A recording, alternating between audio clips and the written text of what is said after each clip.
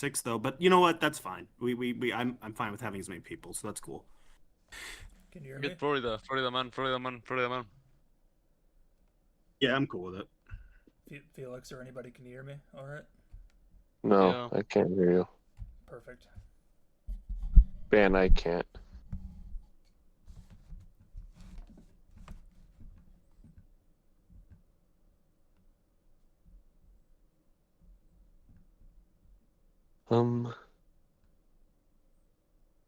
Maybe it's student banner.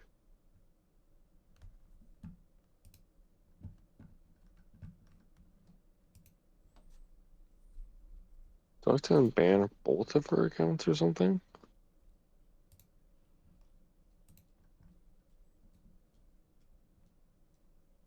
Let's see. Invites.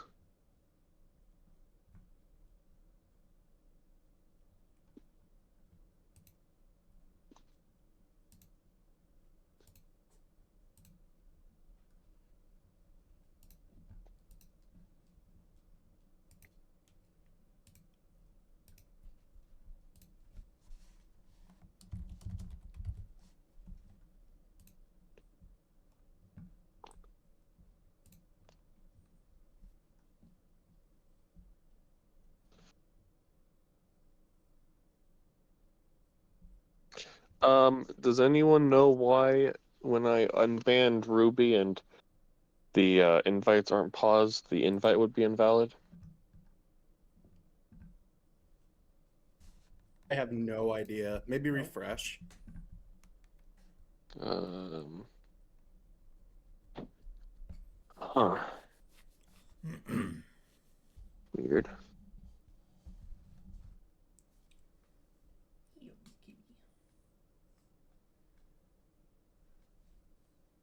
I unbanned her other account as well.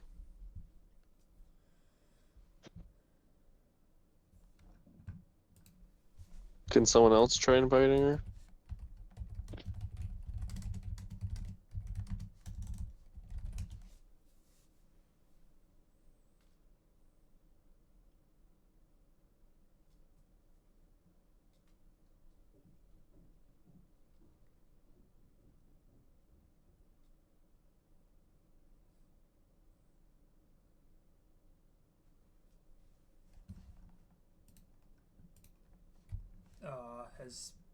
Has Sage tried inviting her? I don't know. Have you?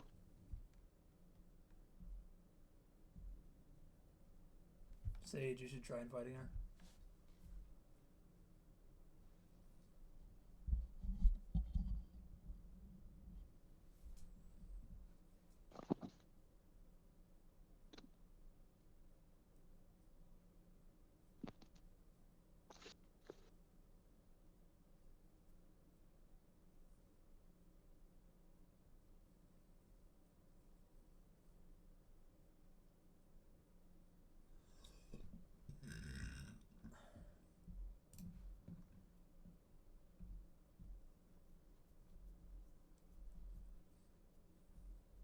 Hey Ruby, do you want to be part of the debate? The other independent guy can't join.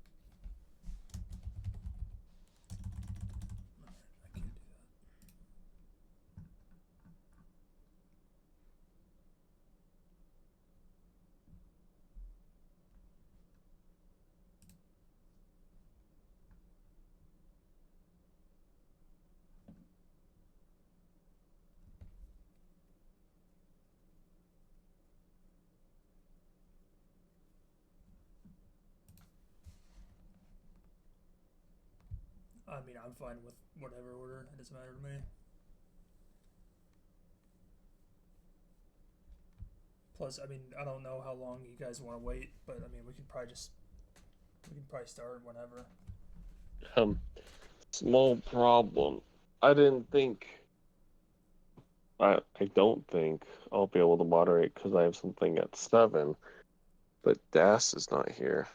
Yeah, Doss said he was. Yeah, Doss said he was That's going right. to do it. Yeah, you're right. I've prepared no So I say just wait a questions. few minutes for Doss. Yeah, it's all good. If Das doesn't come, I'll take it from the top. Go improv.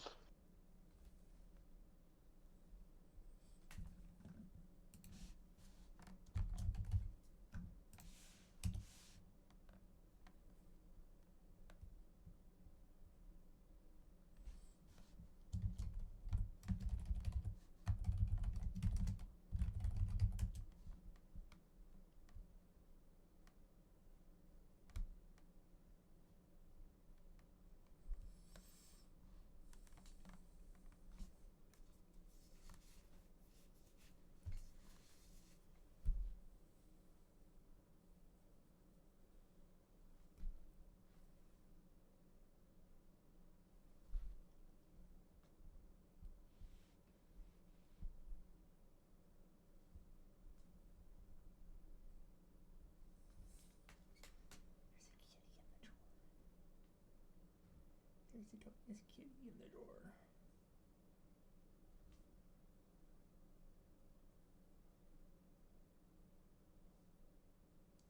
No, it's probably just as comfortable downstairs.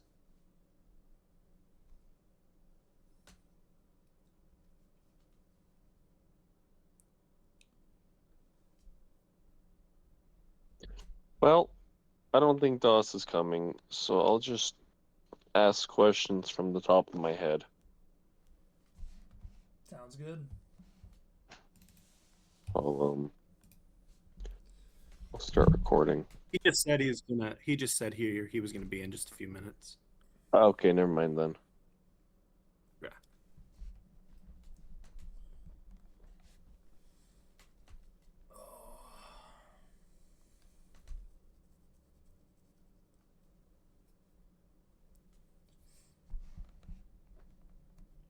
So Felix, what'd you think of those those black papers that were released a couple days ago? I think DC is running out of ink. Yeah, that's why we're 38 trillion in debt. They're just wasting it on black ink. They spent $38 trillion on black ink.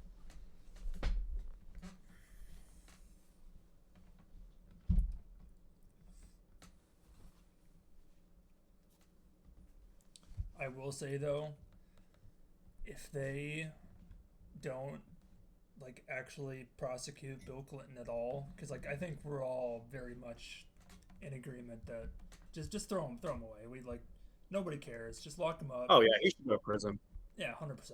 I mean, but if they don't, I mean, then I think, like, I mean, how can the conservatives / Republicans defend the administration at all, even if they're not gonna lock up even just one person? One person.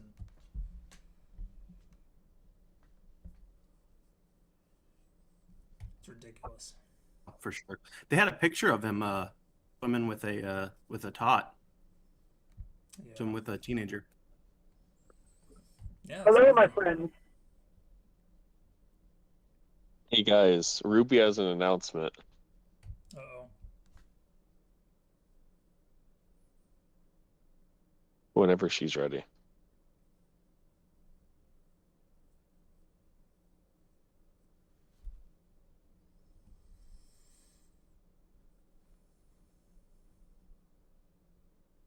Hey, Florida Man just messaged me that he can actually come on. He's running out of theater now. Cool. I mean, we can still include Ruby at least for a little while. I don't really mind. Yeah, I'm fine with it. We're not taking this too seriously. She has to be now that this announcement's coming out. Yeah, that's fine. Like, we're not taking this seriously at all, so the more the merrier.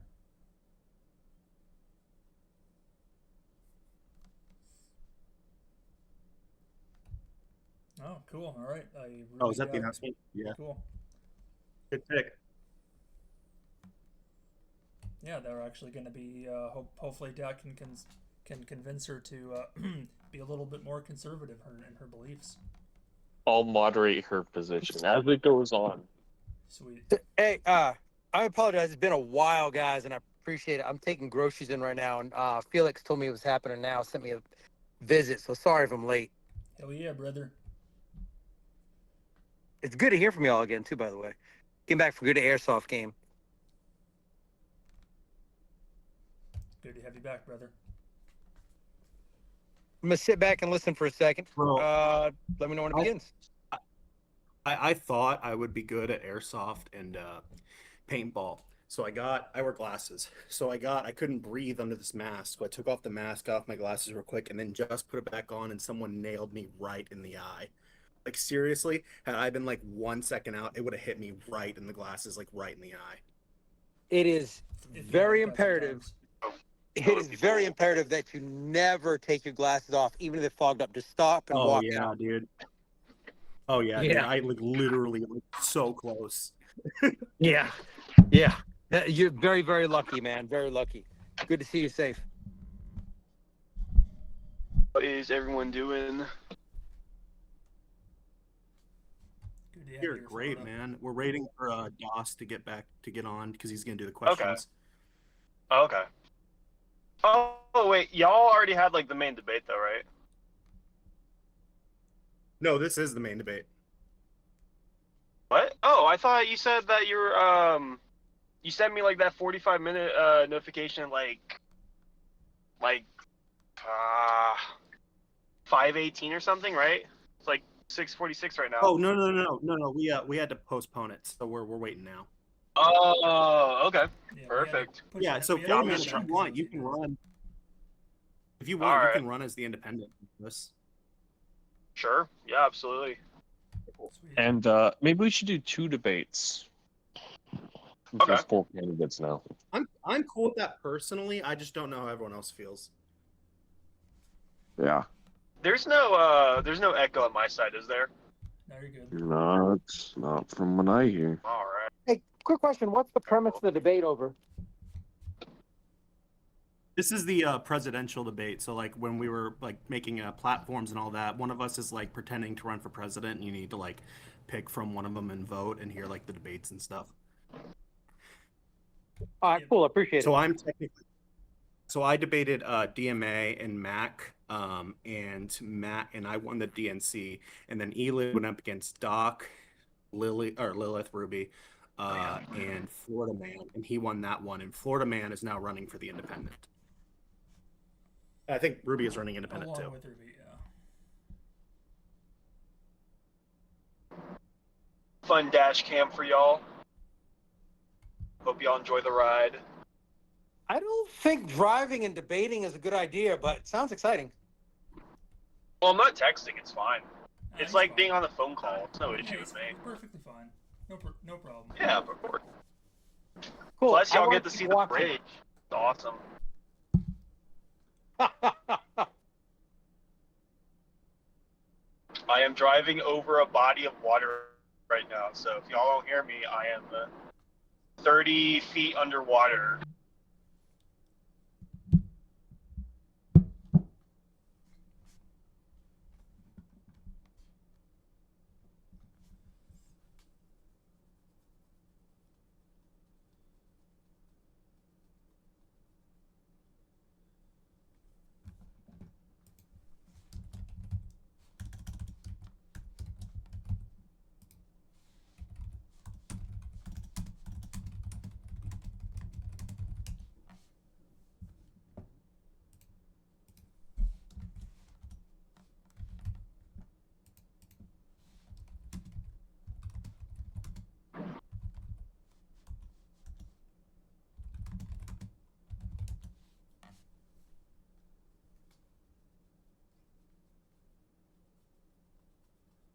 How's everyone's day going, by the way?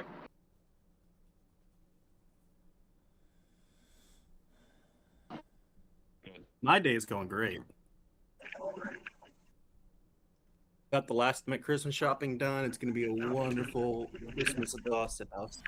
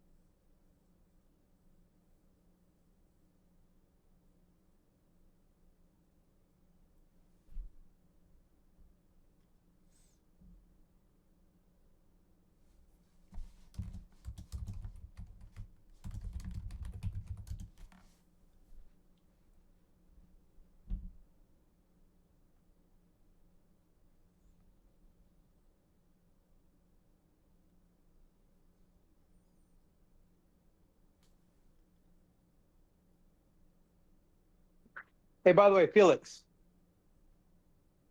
Yes, sir. By the way, I recently discovered a discussion. Speaking, I have a friend of mine.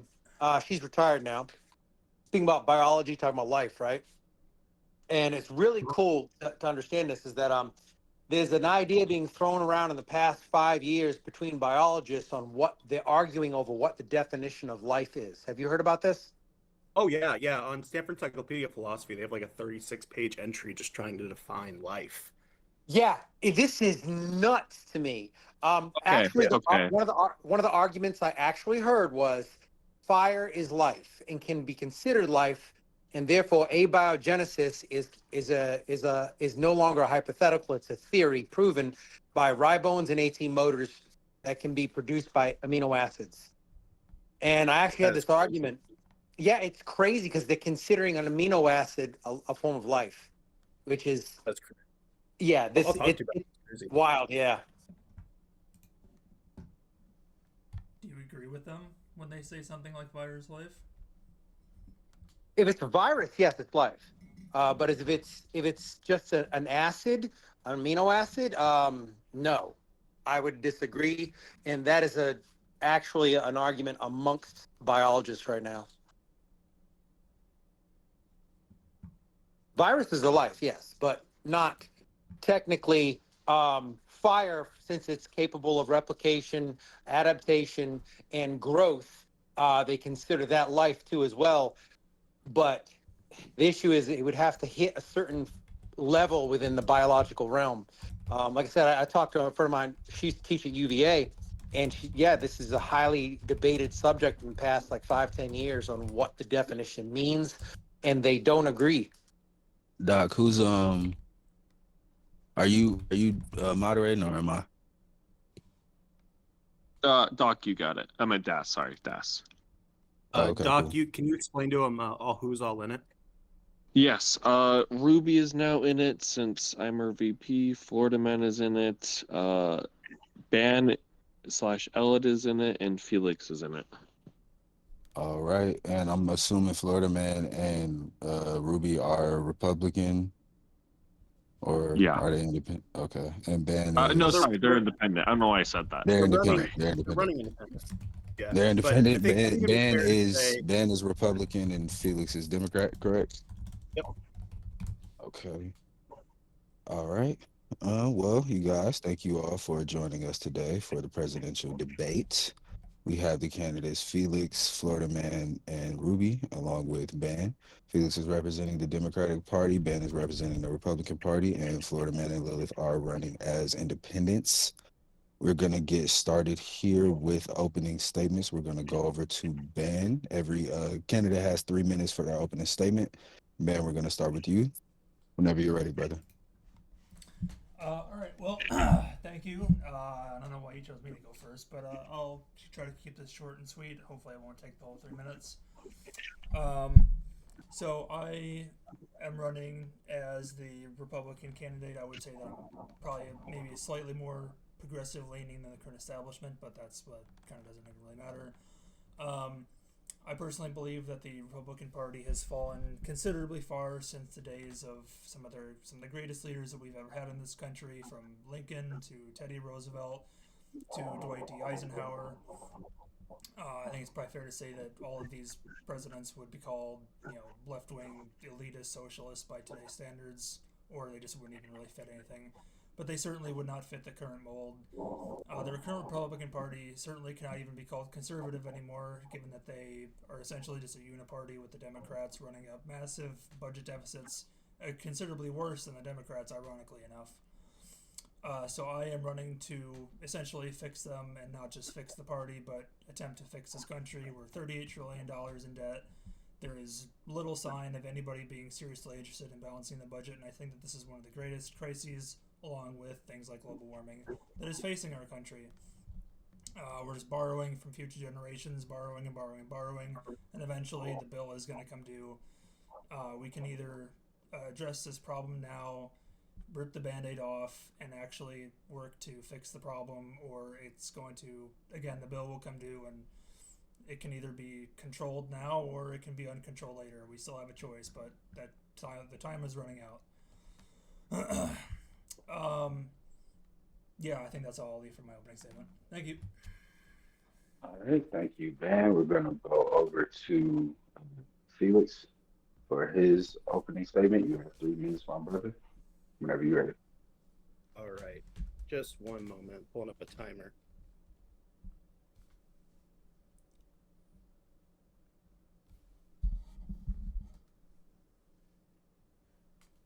All right. Well, first, I want to thank my opponents for joining me. I want to thank Elid, Ruby, and Florida Man for all joining me in this debate. I expect it'll be an interesting one. And I want to thank the audience for joining us today. Finally, I'd like to say Merry Christmas to all those who celebrate and Happy Holidays to those who don't. I hope you have a lot of time to spend with your families and enjoy some very well-deserved time off. So Elin and I agree on a lot of things, especially the problems America is facing. Due to decades of reckless spending, America's federal debt has ballooned to an outstanding $38 trillion. America currently owes more than it actually has. But the air we breathe and the water we drink are at some of the highest pollution levels seen in recent history. The climate is getting hotter and hotter. The average American reads at an 8th grade level. Nearly half of all Americans are living paycheck to paycheck and can't cover an emergency fee of $500. Nearly 50% of Americans are uninsured or underinsured, and we have the largest prison population in the world, more than North Korea or China. The federal government is as corrupt as ever. Politicians do not serve us. They only care about special interests and super PACs. They don't care about you, the average American. We don't need to be distraught over these problems, though. There are many bright, young people who yearn for change, who yearn for a country that fights for them, that provides them with affordable health care, that ensures they have a job and pay security, for a future where the planet is as beautiful as ever. They yearn for a future of peace, stability, and freedom.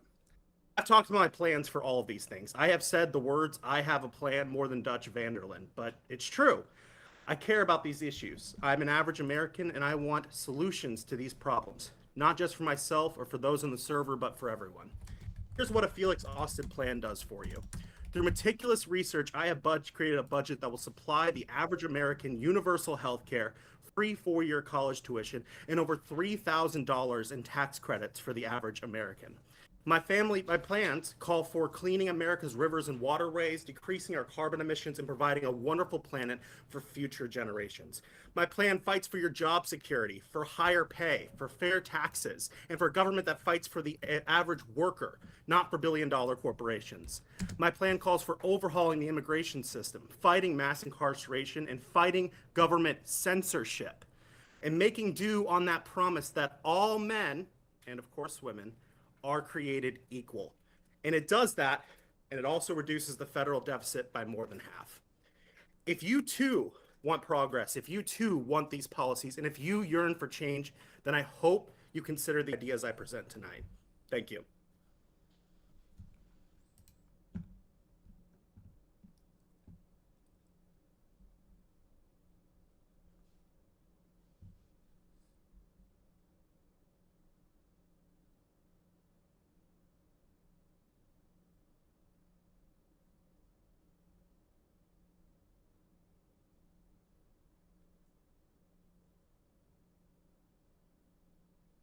So who's next?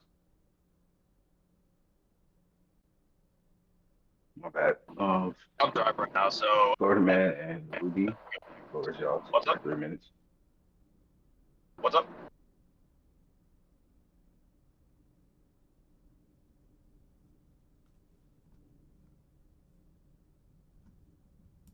Going next? One of the two of you guys can go. It doesn't matter either one. Oh yeah, I'll let him go next. I'm still driving right now, so I'm almost home anyway. So Ruby, the Yeah. floor is Alright. yours. Ruby, the floor is yours.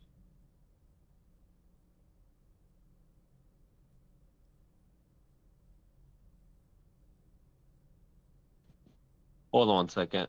Ruby's texting me.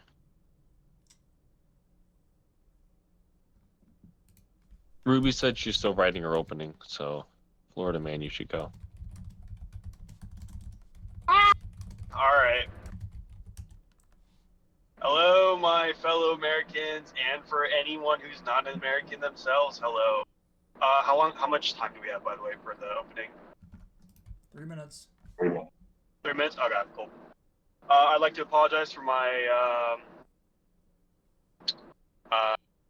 disruption from before. I was driving at the moment, but anyways. I'm the person who will fix all your problems. I'll get rid of all the corrupt politicians that are currently in our Congress by either, forcing them to leave or just killing them all together because they're all guilty,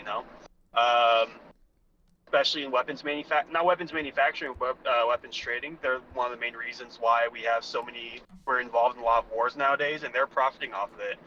And, I don't appreciate that our money is being used to fund the deaths of many people around the world, especially children, innocent lives. It's just so, it's actually disgusting that our taxpayer dollars are being funded for these kind of things. And that's one of the main things that I'm going to be focusing on, that, that is just over with. All right. And I understand they probably won't agree with me, which is why I decided not to pick Democrat or Republican. I'm going to be your personal dictator. I'll be a dictator for the people, a dictator for America. Which is why, on top of that, I'll also be putting a Q&A as well for all of you to ask questions. I am a constitutionalist. I do believe that the Bill of Rights and the following amendments that were produced after are and should never be in any way infringed whatsoever. Freedom of speech is non-negotiable. You can say whatever you want as long as you're not, threatening someone's life. But besides that, it's fair game. It should not be infringed upon. And that goes for every other amendment that is in the Bill of Rights, the preamble, all of that. All 27 amendments. Those are the ground rules, the law of the land. But, I'll only be a dictator for the 48 years. I still respect the term limit. Which, on top of that, I'll also be implementing a, what was it? I think there's either a 4 or 6 year term limit for Congress and representatives. I forget which one it was. I'll have to look at my policies. But they cannot run indefinitely, all right? Nancy Pelosi's been there for too long. She's been making too much money off of the insider stocks, I don't think we should even allow her to do that anymore. Personally, I think she should just be arrested, but it's too much paperwork.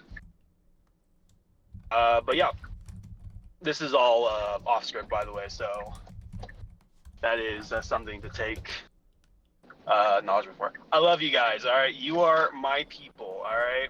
You are the main focus that I am going to be putting my policies on, all right? Your concerns will be resolved, all right? Not the bureaucrats or the higher ups. They can go fuck off. I'm here for you. All right, That's that the is end. time. Ruby, if you are prepared, the floor is yours. 3 minutes.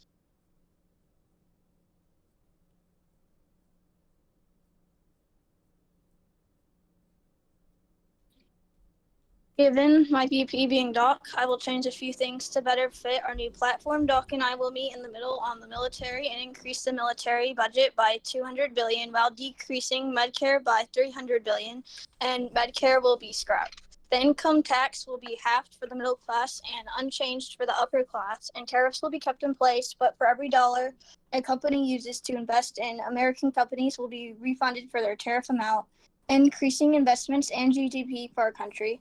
Aid to Israel will be prioritized as they're our strongest ally.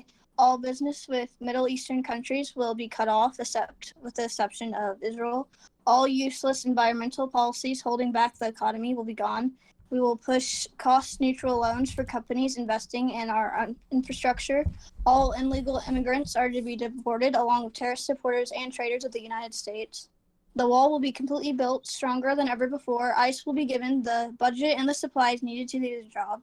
The death penalty will be given to murderers, harsher punishments for all crimes, more funding and protection for law enforcement. America will be put first and made great again.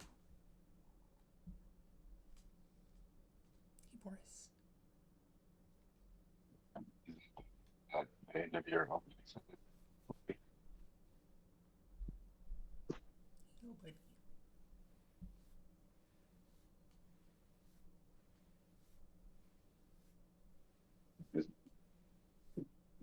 You were a Ruby, little is that, glitchy there.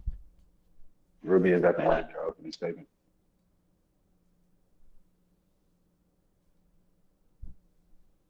She made her opening. Okay. All right, so we're gonna move on to the questions segment. I will be asking one question of each candidate, or two questions of each candidate. They'll have 2 minutes to answer. And we'll go around. I'm gonna start with Felix. Moment here. Let's see. So, in your policy, you put forward a public health option for healthcare. And a lot of Americans want to know how we are going to pay for that. So, how would you answer that question? Thank you for your question. You asked two really good ones. Real quick, how much time do I have to respond? 2 minutes. Great. I could talk for 2 hours about healthcare in the United States. We need a better healthcare system for sure. 50% of Americans are either uninsured or underinsured. Whenever you go to the doctor, whenever you're sick, it's more of a question of how you're going to pay for it than it is if you're going to get better. People who don't go for surgeries, who don't go for operations because they can't afford it.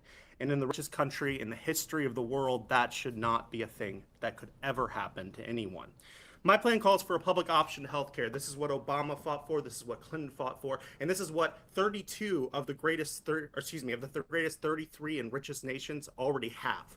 What it would do would be to create a low premium, high quality health insurance for anyone who wants to opt in. It would help pay for all of these things. It would also decrease prescription drug costs through a variety of reforms. As for how we're going to pay for it, I have an explanation for that. I looked at 3 separate organizations: the Penn Wharton Business School for Economics, the Bipartisan Policy Center, and the Committee for a Responsible Federal Budget. And with my budget down, we would not only be able to afford universal health care for all Americans, we would save almost $1.5 trillion a year on the federal deficit. Thank you. Thank you, Felix. Our Israel next has question. universal health care and we don't. Fair enough. We're gonna go in a round table. So I'm gonna just bounce around to each candidate for each question. That question is for Ban. Let's see here. Now, you say in your policy that in your first week you're going to declare a national holiday, or all non-essential workers will be off work while you review the budget. What I want to ask is, where's the money coming from to pay them? And if your budget review takes longer than a week, do they just go back to work, or how does this work? They will still get paid. It'll be a week of paid holiday essentially. And then if it does take more than a week, which I mean, sure, it might. We're just gonna keep going. I mean, again, it's non-essential personnel or non-essential public workers, so they can just get a paid holiday until we figure out where all the money's going. I think that the $38 trillion debt and the lack of government transparency with government spending is we can't keep pushing it down. We can't keep kicking the can down the road. I mean, we have to eventually rip the Band-Aid off. Yes, well, so I guess the question, where, as they're on this holiday and being paid, where's the money that they're getting paid coming from for all of those workers for a full week? The same place it always comes from. So that's not gonna mean that they're just gonna get paid like normal, like they'd be working. All right, gonna move on to Florida Man. You said in your opening statement you were going to be a dictator. Question is, how does that align with America's current constitutional setup? Well, let's look at the current situation right now. Would you say that the current president of the United States is aligning himself with the Constitution currently? Is this taking up your 2 minutes to answer the question? Yes, yes. Are you gonna answer the question? It's well, I'm waiting. Are you not answering the question? Would I say that the current president is Yeah. aligning with? Yeah. No, I wouldn't say that. Okay. Well, I didn't ask about the I current mean, the same president. applies to me. You know, it's like there's nothing in the Constitution that says, you know, I can't be a dictator, right? The only thing is checks and balances. But if I'm arresting everybody on charges of violating the was it the trading or the trading stock act, which prevents members of Congress from doing insider trading, which let's be honest, they're all doing it. Arrest them, get rid of them, replace them with people who actually do the job. I trust in you, the voter, to vote in the people who will actually do the job, rather than just these old farts who are in Congress. We need to get new blood in there. But in all honesty, I think. Oh, sorry, I had to stretch. But in all honesty, the current system is not following the rules. It's not following the guidelines that our founding fathers gave us. We're operating a whole new system now. All right. We say we're following the founding fathers, but that's a whole lie. Right.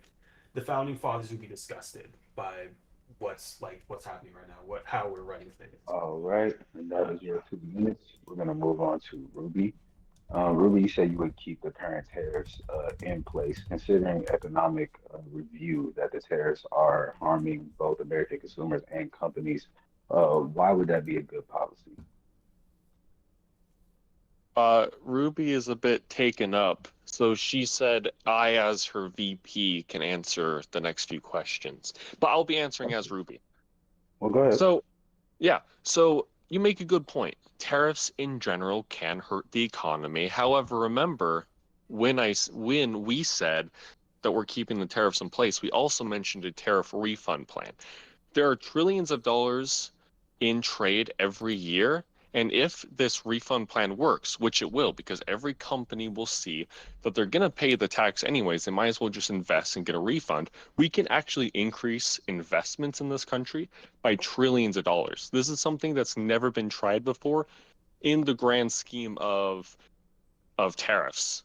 So because our plan is American first, yes, tariffs are important. But if that foreign company is willing to make our country better, then we're able to give a refund to them, which will help both sides. It'll bolster our GDP while giving them a refund for the tariff that they have in place. All right, thank you, Doug. We do have a moment for responses for the answers given by the candidates from each candidate. So we'll take a moment for that. Felix wanted to respond to 2 comments made. Floor is yours. You have 2 minutes. All right, 2 minutes. So first thing I want to do is respond to something that Florida Man said. I actually agree with him. Our presidents are currently not following the Constitution.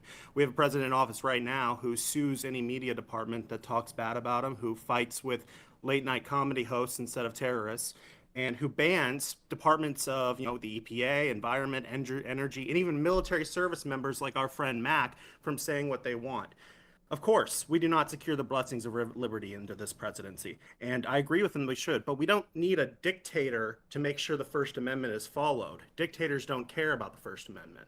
What we need are presidents and young people here like us to actually fight for those protections, or fight for the government to not do these sort of things, right? And that's why my plan calls for it. I've written out legislation about how we can protect freedom of speech in this country, the freedom to protest, and so on.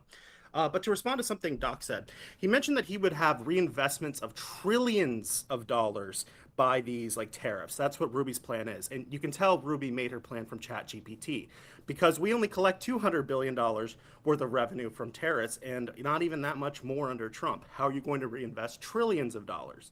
And you can't. This is because a lot of the candidates don't have a plan. They don't have any method to actually reduce the debt, to actually pay off these things. My plan goes budget priority by every single line of how we are going to fight for Americans, through bills, through actions, through all of those things. And that's why we need a president who is concerned for the well-being of people, who's concerned for the Constitution, who's concerned for these liberties, and is not just treating this as a project they can write up on ChatGPT. Thank you. Can I respond to that? Yes, you can, and then we're gonna go to Florida Man for his response. Go ahead, Doc. Okay. You have 2 minutes. Yes, well, it was not made on ChatGPT. In fact, me and Ruby both worked very hard on this plan. It could bring in trillions of dollars, maybe not per year, but over an administration for sure. Trillions of dollars through a reinvestment plan where every single company will look at the amount of tariffs that they have and they'll have a decision. Just pay a tax where they get nothing back or invest in the greatest country on the planet. Every single time, they will choose the investment for the refund plan. Meaning that, trillions of dollars over administrations or over any time period you want will definitely come into this country. Even if it's $200 billion right now, you have to remember most of Trump's tariffs that she mentioned keeping in place were actually not kept in place at all usually. The general reason he didn't is because it hurt the economy, because he didn't think of how to actually make America great, which is this investment plan that me and Ruby have created. All right, Florida man, you have 2 minutes for your response to Felix. Thank you. So Felix, I understand the concerns of, having a dictator as president, but with the current system right now, the changes that would be required to, actually fix the system, they're not going to happen under the current system. We have way too much corruption within our Congress, within our legislators, and everything that way. All right, we can say all these things, but unless they don't get passed, if they don't get passed by, we're not the ones making the rules. The legislators are. We're just presenting ideas. We can't enforce. Well, we can enforce them, but illegally, what illegal? It's oh my god, English. I just saw 5 Nights at Freddy's. I'm something about that. But anyways, you get the general idea. There's going to be way too much opposition in order for you to actually get anything done within the. Within the first 4, or even if you get reelected 8 years, it'll be beyond impossible. Which is why, I think we need to go a bit more extreme in how we do this. We can't just. Florida man, thank you. Okay. All right. We have next. We have Felix. You wanted to respond to Doc. You have 2 minutes, good sir. Yeah. So the trillions of dollars thing, we collect around $200 billion in custom duties and taxes as of right now. Even under the ones that Lilly wants to rise, we still wouldn't be able to collect nearly as much to pay trillions of dollars in corporate subsidies every year. But furthermore, why the hell should we? Corporations already get billions of taxpayer dollars. Why should we be taking money we get from the tax revenues they pay and pay it back to corporations? Why not spend money on making sure our air and water are safe for people to consume? Why don't we spend money to make sure people can actually go to the doctor? And that's because fundamentally Ruby isn't interested in those things. She's interested in whatever she thinks MAGA would support. She's interested in whatever sounds good on a platform. To Florida man, let's say you are right? The Congress is just inextricably corrupt, is just not going to get through anything, right? That's why we need to get rid of it and install a dictator who can do whatever they want. That's the problem of corruption, is the problem of dictatorialism. That's the issue. And furthermore, you said there's no way things can be done. I challenge you to go look at the plan I've set up, the platform and the bills I put onto this server. I challenge you to go read those, because line by line, it tells you how it can be done. It tells you how the executive order is going to look like, what the legislation is going to look like, what we would need to create to support this. It goes line by line on all of those things. We don't need to abolish democracy in order to preserve democracy. We need to make sure our politicians are held accountable. Can I respond, since it was a direct attack on our platform? Go for it. Okay. So, few issues with what Felix said. First obvious issue is that most of our tariff money wasn't from, let's say, average of year round, as in tariffs were just one way. Actually, a majority of the tariffs were in one segment, because Trump actually wasn't president for part of 2025, and it took a while for him to actually install the tariffs. We don't know what the actual number would be in a full year. We'll probably find out, but even in 2026, when we do, you got to remember, plenty of times Trump has paused tariffs. He has lowered it for certain countries. We advocate for the opposite. We are American first, which means we're keeping those tariffs on, but we're allowing companies ways to bypass them by directly helping America. Second issue with what he's saying is he's not actually attacking the tariff plan, because there's no way you can. if a company is able to pay a tariff and they can instead move that money into investments, then it logically concludes that not only does that business get helped with this plan, but America gets, hey, whether it's hundreds of billions or trillions of dollars in investment money, either way, it only helps America. So Felix can try to toy around with the numbers as much as he wants. It doesn't change the fact that it is a brilliant move from the Rubio administration. So I'm not toying around with numbers. There's this really amazing capitalist invention called Google. And if you go to Google and you type Yeah, in and the if you look entire at Google, you can see Treasury Department, 2025, it says over half of $200 it billion. wasn't because of tariffs. Hey, Okay, guys, so double it, make it 400 billion. That's still not $1 trillion a year. Dog. I have to Okay. moderate. That's still not Please $1 allow- trillion a year. Please allow each candidate to finish speaking. Please allow No, them that's their fine. That's full fine. I'm glad that Doc is passionate about it. But if you go and research these things, the plans they're offering aren't really plans. They're not really going to solve anything for the U.S. You can't have trillions of dollars in corporate subsidies and tax buyouts whenever you have only $200 billion in customs. Now, Doc is saying I'm misrepresenting that number. Go to Google and type it in.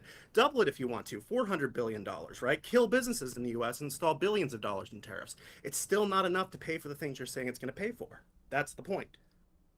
My plan, however, does have a line-by-line tax system that adjusts for every federal department, has for every policy, and would balance the federal debt, and that's shown by 3 separate expert organizations. I can do it 30 seconds so we can move on if you want. All right, 30 seconds, go ahead. Yeah, okay. So, again, plenty of issues with what Felix is saying. First is that his, even doubling doesn't work. I'll actually send a graph.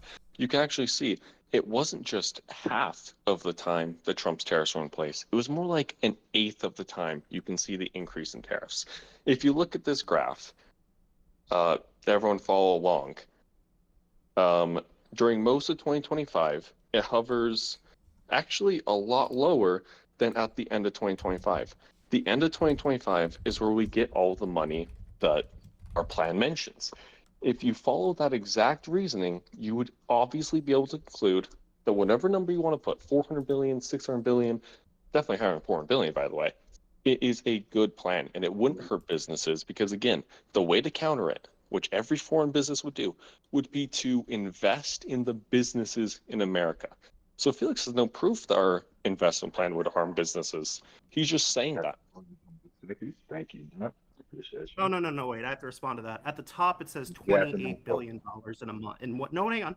It says $28 billion. You times that by 8, that's $224 billion. That's not $1 trillion. Wait, what? What do you mean? On the graph you just sent, it says in 2025, the top revenue was $28 billion, right? Monthly. If you times that by 224, that's not going to be $1 trillion. Now, if you want to do $1 trillion in tariffs every year, okay, but I'm pretty sure the Penn Wharton Business School would say that destroys the economy. Hold on. What you're missing is, remember the number, $200 billion. What is the percent increase from before the number versus after the number? If you look at it, I'm at responding one, to the it's number you around sent. 10, and then it's about 30, right? So one's 10, one's 30. This is only part of it, but we can actually extrapolate the actual amount. So if it's triple the amount, which you can see on the graph, and the number we got was 200 billion. What's 200 billion times 3? $600 billion. Factoring in the fact that trade actually wouldn't decrease because investments makes companies more likely to invest and trade, you can clearly see it would go from 600 billion, which would be the number, to at least $1 trillion. That's what we think. Worst case scenario, we can use $400 billion, which would still be $400 billion investments, or it could be $1 trillion. We're going to move on to the next question, or next round of questions for the candidates. I'm going to start with Felix here. So in your plan, you say for gun reform, you make it to where no one under the age of 18 may own a firearm. However, you also make it to where people at the age of 16 are able to vote. What is the logic behind giving a 16-year-old the power to vote, but restricting their right to own a firearm at the same age? Great question. Okay, so first off, the 16 underage voting thing was more of like a addition to the citizenship test. The idea would be that if somebody could pass a citizenship test at whatever age they could vote. I'm fine with getting rid of the 16 mandate. That's not a huge part of the 28th Amendment bill that I offer. But when it comes to the gun control lobby, or excuse me, not the gun control lobby, the gun control issue on 18 universal purchase, right? 30 states in the union allow for somebody under the age change to purchase a weapon, allow them to not have to store this weapon. Children can buy firearms so they can't drink alcohol. Under my administration, we would make that so that people who are young, who are too young to own firearms, can't do so. And this is something that's been supported by facilities like the NRA, that's been reported or supported in Republican states. It's ludicrous to not have a rule like that, at least federally. And even FFLs, we should have that for FFLs and for all private bills of sale. It's a very moderate, smart thing to do, to at least make sure someone is an adult before they own a firearm and brandish it around. All right, thank you. My next question is for Ben. Let's see here.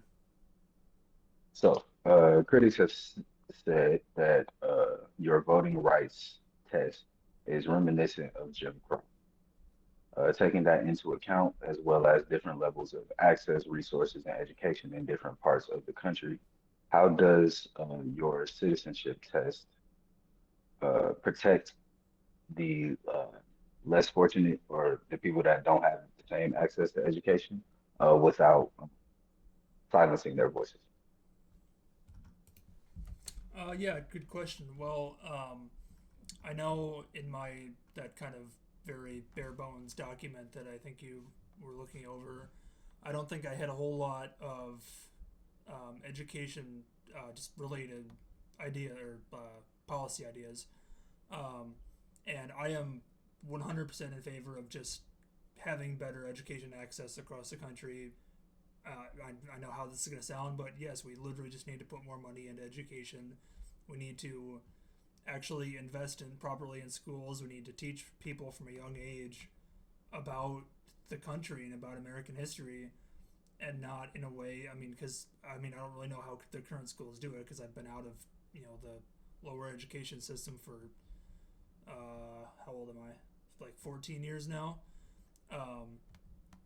But I just think that if we prioritize actually teaching our youth about the things that would show up on a citizenship test, and we do this on a broad 50-state basis, then yeah, I think I think that's going to be the part that has to come first. I'm not saying that we should implement the citizenship tests first.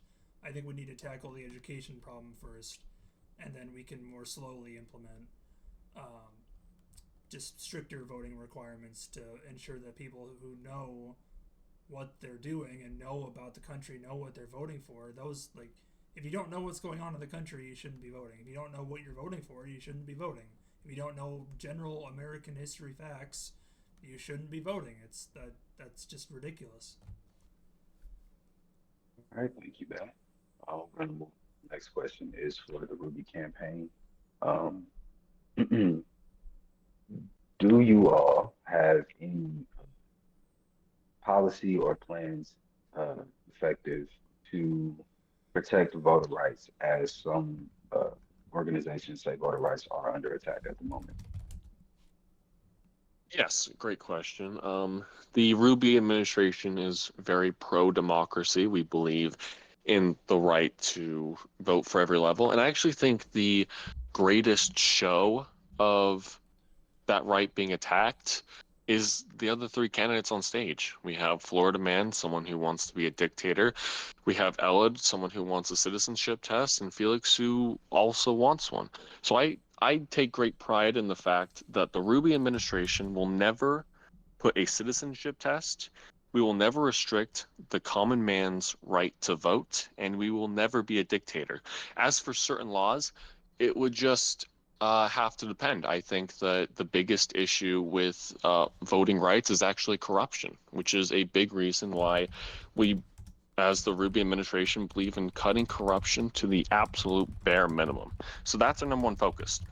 Actually, that's our two biggest focuses, is one, reducing corruption, and two, not taking any steps to become a dictator or institute any citizenship test that has historically been proven to harm the most marginalized communities in America.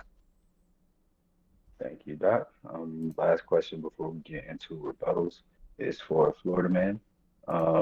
What is your administration's plan to ensure voting rights protections for the citizens? Yeah, I don't believe in voter tests. I don't believe that we should be implementing any, like spouse assistance tests for things because, in my opinion, and I think this should, resonate with all of you. I don't think allowing citizens based off or like we should not be restricting any person who is eligible to vote 18 or up. Um, we shouldn't give them. Oh my God, I'm forgetting my words. Anyways, let me restart. We should not be basing the ability to vote based off how much you know about U.S. history. All right, that is a very dangerous road to lead on because whoever's in charge of making the questions, it's going to be very selective, and it's going to be very. It's just going to be dangerous in general.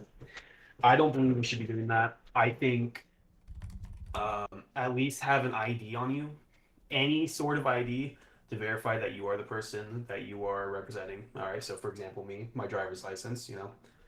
But yeah, a lot of this stuff saying, a lot of people don't have, any sort of state issued ID. It's stupid. It's dumb. If you don't have an ID to verify you are, then you shouldn't be voting. But at the same time, we shouldn't be having any kind of, restrictions based off of your education. I find that dangerous. And to note on what I believe it was Dak that said that me being dictator, I do use the word dictator a lot. I think I use that too much because whenever I'm saying that, I'm being more metaphorically. Obviously, I respect the Constitution. I'm not going to be a literal dictator. But the methods at which I use them in my, let's say, first year to get rid of all the corruption, it's going to look dictatorial. I'll be honest. But, yeah.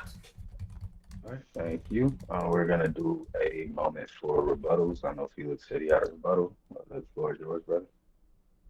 Yes, please. Count me on my 2 minutes. So I have two things I absolutely have to respond to. First off is something Doc said, where he said Ruby is the most pro-democracy candidate. I believe that Doc is a very pro-democracy candidate. Even though I don't disagree with him on a ton of things, I would trust Doc as president. I would not trust Ruby. Ruby is not the pro-democracy candidate. Her former VP architect self-identified as a fascist communist socialist. She has stated before that she wants Trump to remain in office forever. She has said before that she wants to remove rights to vote for liberals, quote unquote, which is just anyone who agrees with her. She has stated before that she is for a citizenship test just for all the people she disagrees with. She is the most anti-democracy candidate here, by far. She won't even come up here to debate her own views. Secondly, on the citizenship test part. So originally, a few years ago, I started looking into ways to reform the American government. And one solution I found to stumbled upon was the idea that all people who are going to vote should have to, in some way, demonstrate their acumen or knowledge regarding civics. However, according to most studies, that sort of plan doesn't work. For example, an experiment by John Francis Galton in 1906 found that when you ask more people of a thing, you get closer to a good answer than if you just ask select people. So instead, I want a 28th Amendment that radically changes how elections work in the United States. First off, it requires regular citizenship and cognitive tests for congresspersons, making sure our congresspersons are smart enough to actually lead, and other federal ranked employees. Ban those with violent sexual, financial, or other crimes from being able to run for office, like the one we have now. And that all persons in federal office or selected by the POTUS must have an equivalent of a master's or higher degree. We have a country right now where the blind are leading the blind, where politicians have to have no expertise in order to run. We have politicians like Marjorie Taylor Greene, whose only background was teaching Zumba classes. We don't need to stop Americans from voting, and the studies show that doesn't work. We need to stop dumb Congress people from making our laws for us. 2 minutes, Doc, you have the floor. Yeah, well, I mean, to start off with, the Ruby administration strongly condemns Archidect. I was actually there when Ruby argued to Archidect that democracy was good and she was disagreeing with his anti-democracy takes. I don't think you have to look And at why won't you past come here and say it? Oh, okay, Felix. You can Ruby can actually type in the chat that she strongly disavows architects. She's just busy right now, so I, as our spokesperson, is talking. But to finish the point, you don't have to go to unproven sayings or jokes that's made in the chat. Just look at the official platform. I'm telling you right now, as her spokesperson, she will reiterate that we offer no citizenship tests. We are not taking voting rights away from anyone who disagrees with her. So just look at the official platforms. One of them, reducing corruption, no citizenship test. Another one, dictatorship. And the other two, citizenship tests. We are the only platform here that is officially for retaining the voting that keeps this country incredible, the greatest country in the world. Thank you. Thank you, Doc. All right, so I have now I have to have a pithy response to that. First off, I just said that we got rid of the citizenship requirement, so that's not true. You're not the only candidate on here. But second off, you're not the candidate for president. Ruby is, and she's not debating her own views, and I think that's saying something. And also, if anyone wants to see her condemning democracy, there are tons of screenshots of it. This idea that she's pro-democracy is contrivance she made up 20 minutes ago. All right. Let's get into the next section of the debate. This is going to be a free-for-all for the candidates. So Felix, Doc, Florida Man, Dan, whatever questions you may have to challenge your opponent's policies, you may now take that moment to do so. Doc, go ahead and start with you. The way this is going to go is you can throw your challenge out to the candidate. Y'all have y'all's exchange, and then we're going to move to the next candidate. So we're going to just try to keep it to one issue at a time, please. So are you saying like each candidate asks one person a question for 1 minute and then we switch off? Yeah.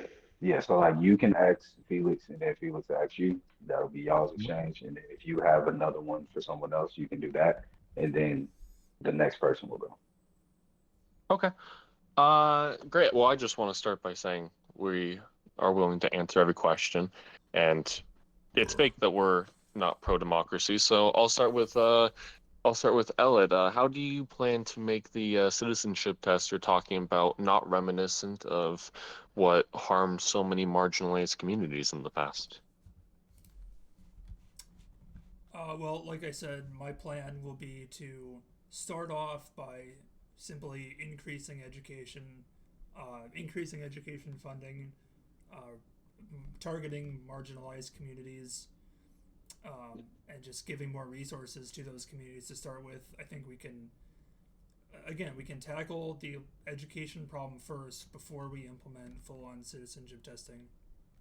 That's kind of how I said it earlier. Because I hear you. I'm not disagreeing. I'm not trying to be the elitist person who's just like, oh, let's just screw over the poor people. Like, there's some people maybe in here who feel that way. I'm trying not to feel that way. But at the same time, I mean, we still need to raise the bar. We shouldn't be lowering it. Yeah, I mean, I get it, but isn't the point of democracy that everyone has an opinion on something, not just the most intelligent? Everyone should have an educated opinion.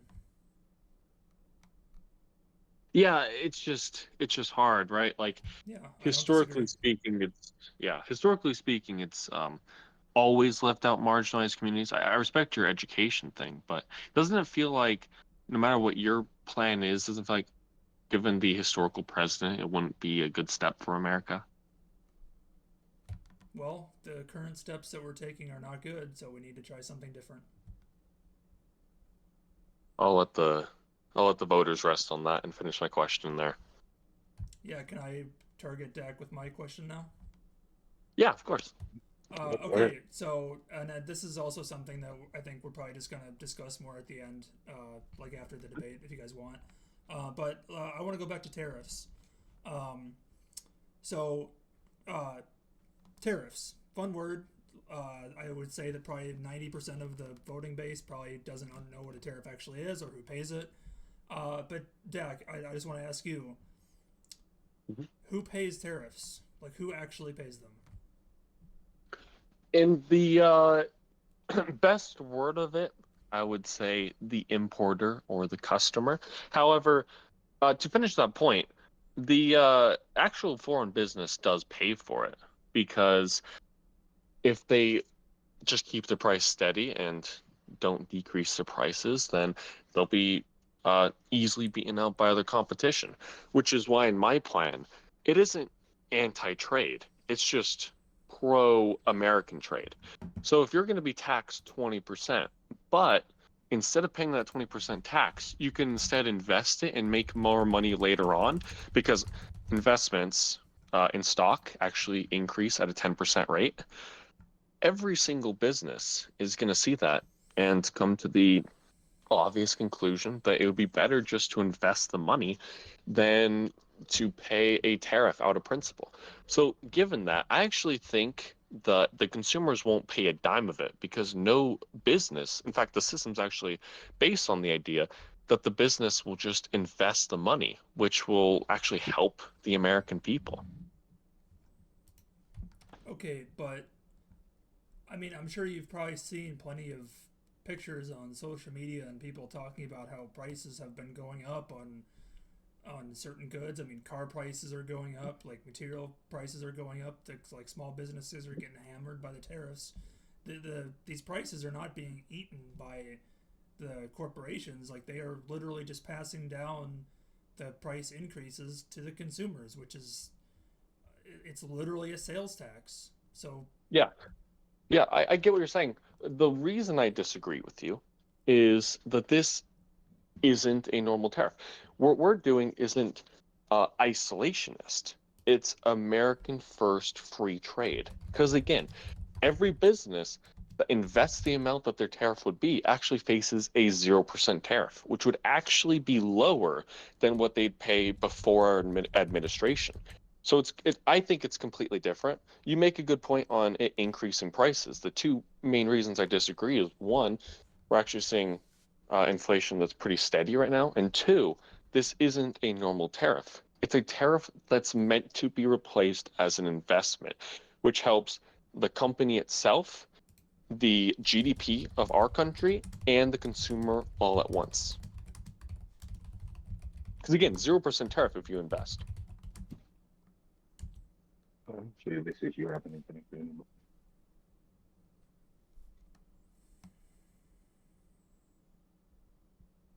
Anyone I'm else so have sorry. questions for me? Doss, I didn't hear what you said. I said, if you have questions for anybody. I do, but Go ahead. yeah, Felix, you're up next. I think I'm good. I'm done with the tariff. okay, I mean, cool. we can talk more Well, about first off, I tariffs want to later. say one. Oh, thank you. First off, I want to comment on something Doc said. Doc said that he is the most pro, or Ruby and he are the most pro-democracy candidates. I'm not saying I am saying Ruby is not, but I want to turn our focus slightly towards people with disabilities and special needs. In the United States, there are many states, whereas if you cannot certify yourself as your own guardian or conservatorship, you can't vote. What that means is plenty of very smart people with cerebral palsy, with autism, with Down syndrome, people who definitely understand politics to the same state as any American politician does, can't vote. My 28th administration gets rid of that because we believe that all Americans should be allowed to vote. But furthermore, I have a question for Ruby. I can wait for her to be able to respond on text or in person. I can wait a bit. But I'd like to ask her a question, so whenever she's ready, let her know. But for Elid, I actually have a softball question for you because I'm curious. You mentioned a lot of like reserve changes you'd like to have. I'd kind of like to hear more about those. And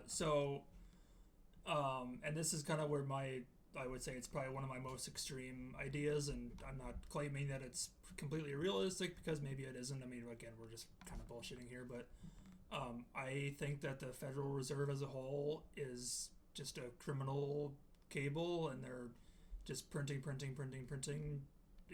for just forever. And if you take a look, I actually saw a graph, or I forget which chat I posted it. It might have been this one, it might have been a different server. But historically, the world and the United States specifically dealt with periods of both inflation and deflation. And a lot of people get scared by deflation because they think, oh my god, deflation, that's such a bad word. In reality, what deflation is it's just the economy contracting, the money supply shrinking, and prices going down. in an ideal world, and of course we're talking about an ideal world, prices would go down but wages would remain stable. That's how you create a middle class. Now, the problem that we've run into essentially since the Great Depression, and basically since we got taken off the gold standard by Tricky Dick Mr. Richard Nixon, we've just had inflation. There's been literally zero deflation for the last now almost 100 years. The Great Recession back in 2008 came close. I think there might have been a very short period of like 0.1% deflation, but it was so little that it didn't really actually make a difference. And then of course there was all sorts of other, they just printed a ton of money to bail out the big corporations and blah blah blah blah blah. I mean, I've given my opinion on 2008. I think it was a total disaster, but again, we don't need to talk about that right now. But as far as the Federal Reserve, again, I just think that they are a criminal group that's just printing money. They're controlling the money supply, and they're doing it to benefit the 1% in the corrupt government. And if we actually want to get back to true fiscal responsibility, we need to decentralize monetary policy and decentralize the entire monetary system and ensure that it can't be controlled by a group of unelected elitist bankers who it's not a conspiracy anymore. I know conspiracy theorists have been railing about, there's a bank, the bankers control the world. Yeah, they do, and that's not good. Can I actually respond to his deflation claims? Please. Yeah. I understand your opinion on a philosophical sense, but what I don't understand is how you can say that when we can just look at a practical sense of it. So I have three main examples of what we think of when we think of deflation. The first is Japan. In the 80s, we generally thought Japan was going to become like the strongest superpower, but because of deflation, they've kind of fallen off. They've essentially stagnated completely, and every year the government tries to get inflation to roar back. The second big deflation is in China, where companies have such a low demand that they are lowering the prices again and again and again, and the actual what's happening because of it is the companies are getting so much debt that the Chinese government is trying to force them to increase their prices so they don't all go bankrupt and go into a recession. The third instance we can think of when we think of deflation is actually the Great Depression. Deflation was actually so bad in the Great Depression that FDR thought that the solution was creating monopolies. You can look this up. His solution was market competition was creating deflation, so we needed monopolies to control all the stakes so they could artificially increase prices. It was so bad that one of our most pro-people, pro-socialist-esque policies supported monopolies for the market. So those are three times. China, government hated it. It might cause a big recession. Japan, complete stagnation. FDR tried everything, including monopolies, and going against every principle he voted for in order to swing deflation into inflation. So I don't necessarily get it in a practical sense. No, I totally see what you're saying, and I actually really love the Japan not ideal, but just Japan, talking about Japan, because they are a classic case study, or really the classic case study in how we can study the effects of not just deflation, but a population that's, if you look, their population pyramid is insane to look at. They're getting older and older and older, and one of the main reasons why they've had deflation is because, and this is just basic economics, is they've had basically zero demand. The United States is a very consumerist economy, and Japan is essentially the exact opposite. It's kind of also how Switzerland operates as well. I kind of mentioned them earlier. So I'm obviously not saying that the United States, in order to have a good amount of deflation that can actually, help stabilize how do I word it? Even out the income brackets so that we can get the middle class going again. like it's definitely not. I mean, we're not going to be on a path like Japan because we have such high demand. It wouldn't work. So I understand your concerns, but at the same time, like I mentioned earlier, deflation creates better wealth equality because it can, like, again, when you have prices going down and wages remaining stable in an ideal system, that's what creates stronger how do you word it, just more even income brackets. If I could just get a quick response, I actually don't think the solution is deflation while keeping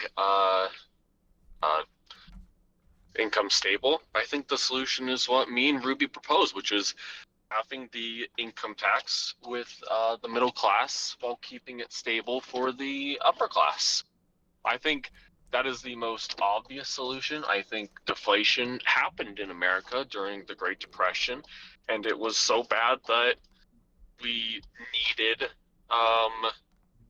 that FDR, one of the most pro-socialist candidates, went to monopoly, which is something he philosophically would be against. So I think the solution is me and Ruby's plan, which is just cutting taxes on income.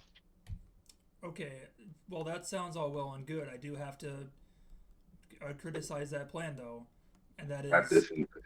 this we can get the Florida man and see, please. Yep, this will be the last thing I say.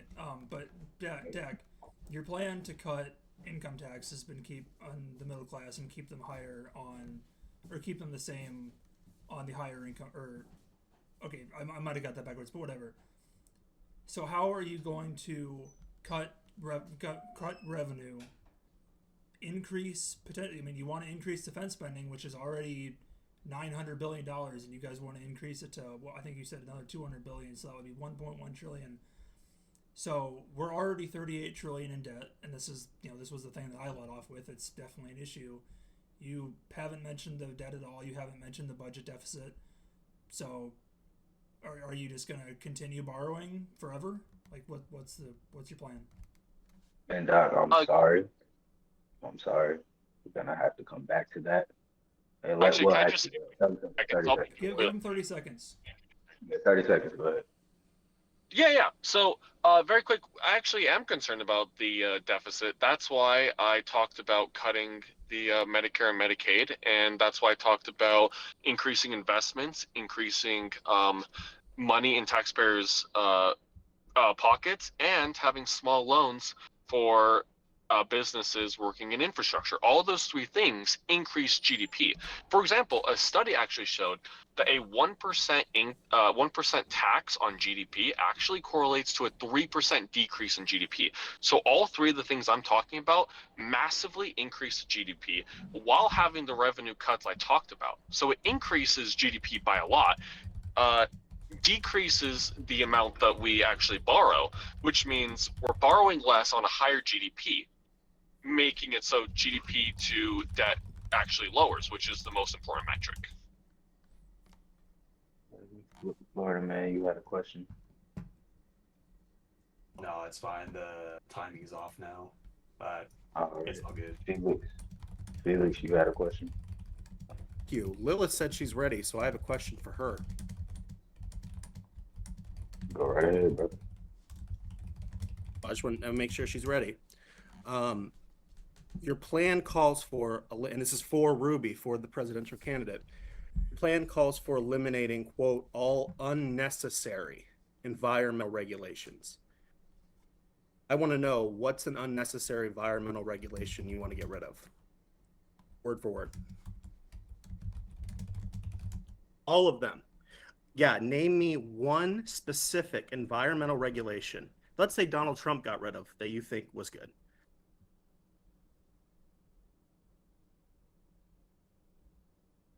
And just for time and audience sake, if Ruby gives us the runaround on this answer, we're moving on. Okay, so wait, I want to say something to that.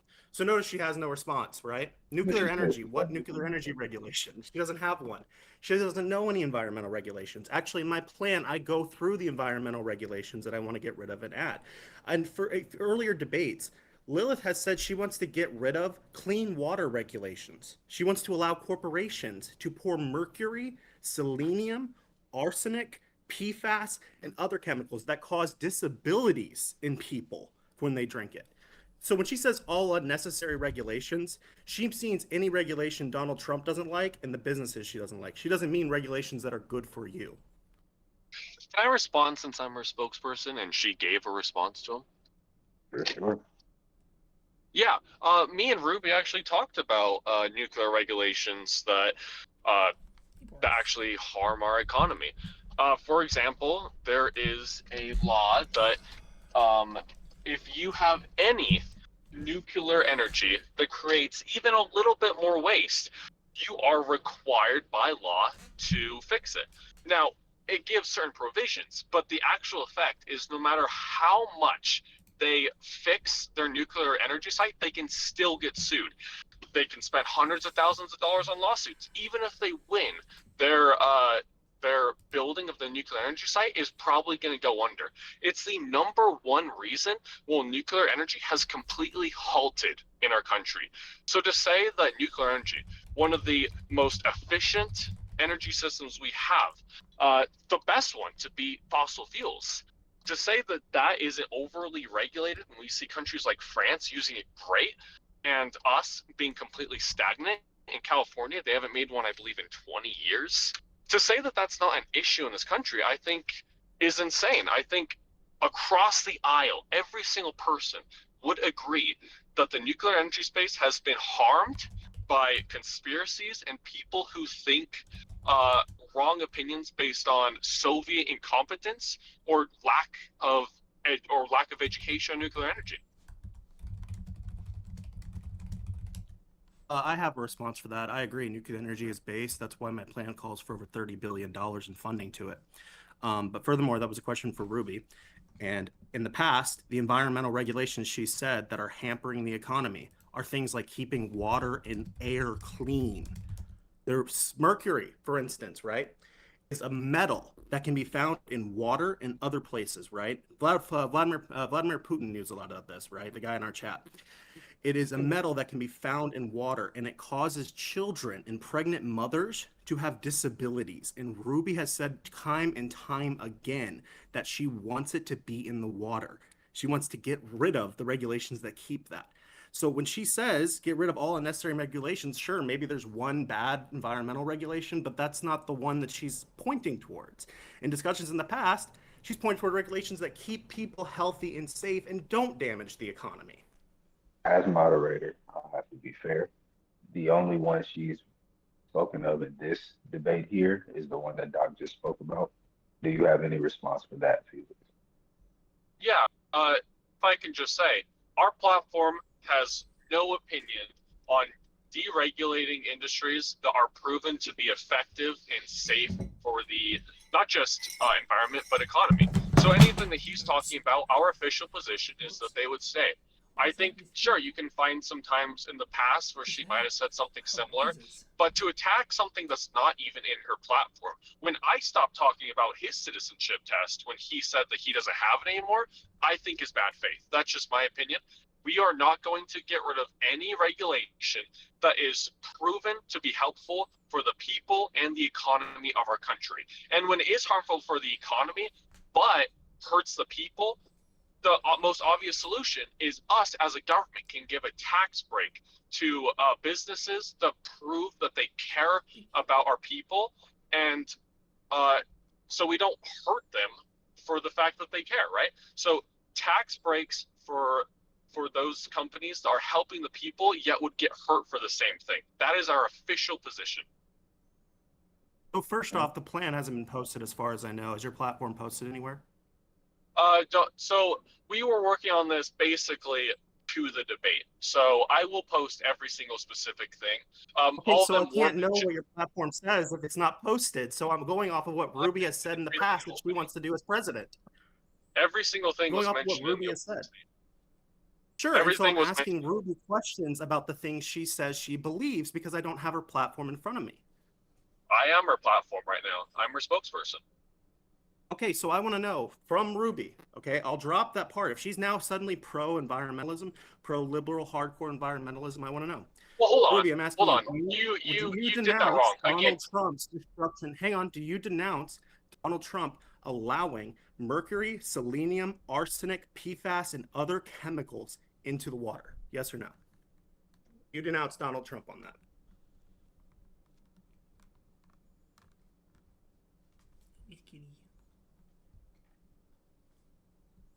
We have our answer. I can't see what Oh, she she said. does announce Donald Trump now. Cool. She does announce Donald Trump now. So everyone remember that in later debates when she says she doesn't. She says she denounced Donald Trump on that. Well, of course, our official position is that the environment is important while the economy is important.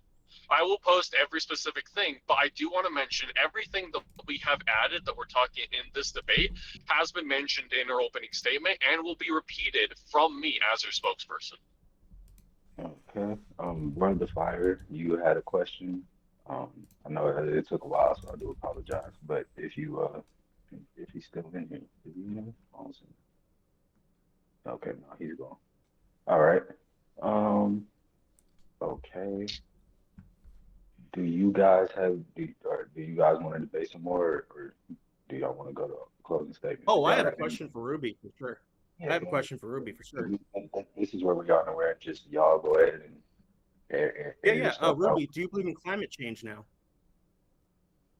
Because Doc mentioned like some things on climate change. Ruby, do you believe in climate change now, or is that still a liberal conspiracy?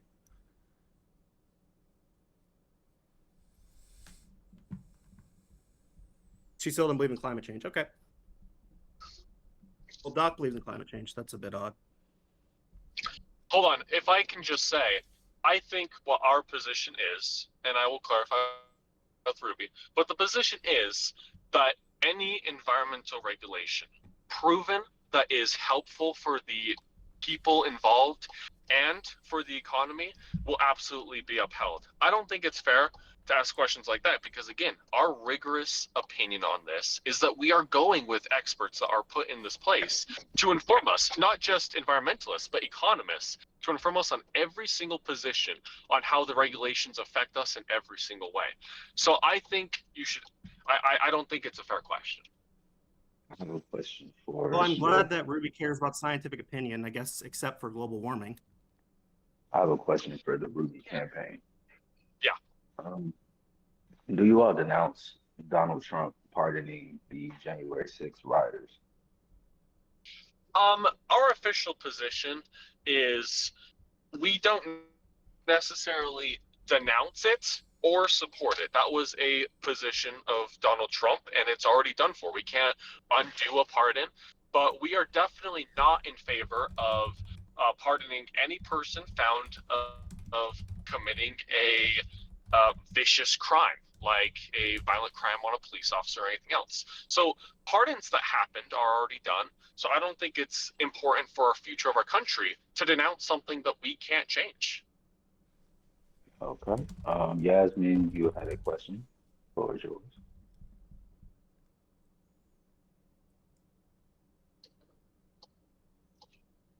Oh, can I say one more thing, actually? Sure. So Yasmin, close up. Go ahead. Like, for example, both of us are in favor of extremely limiting abortions that are not aided, that kill innocent children and babies. But we aren't saying that we're gonna like go back in time and litigate against people who did it legally, because that's already done with. So again, we are focused on the future. We are focusing on preventing all violent crime in every situation. Okay.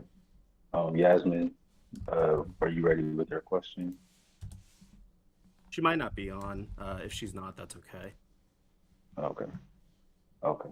Yeah, can I ask a question then? Yeah, go ahead. Do you think? So this is a question for the DAC and Ruby campaign. So you guys want to increase military spending from the already bloated 900 billion to, I think you guys said an additional 200 billion to 1.1 trillion.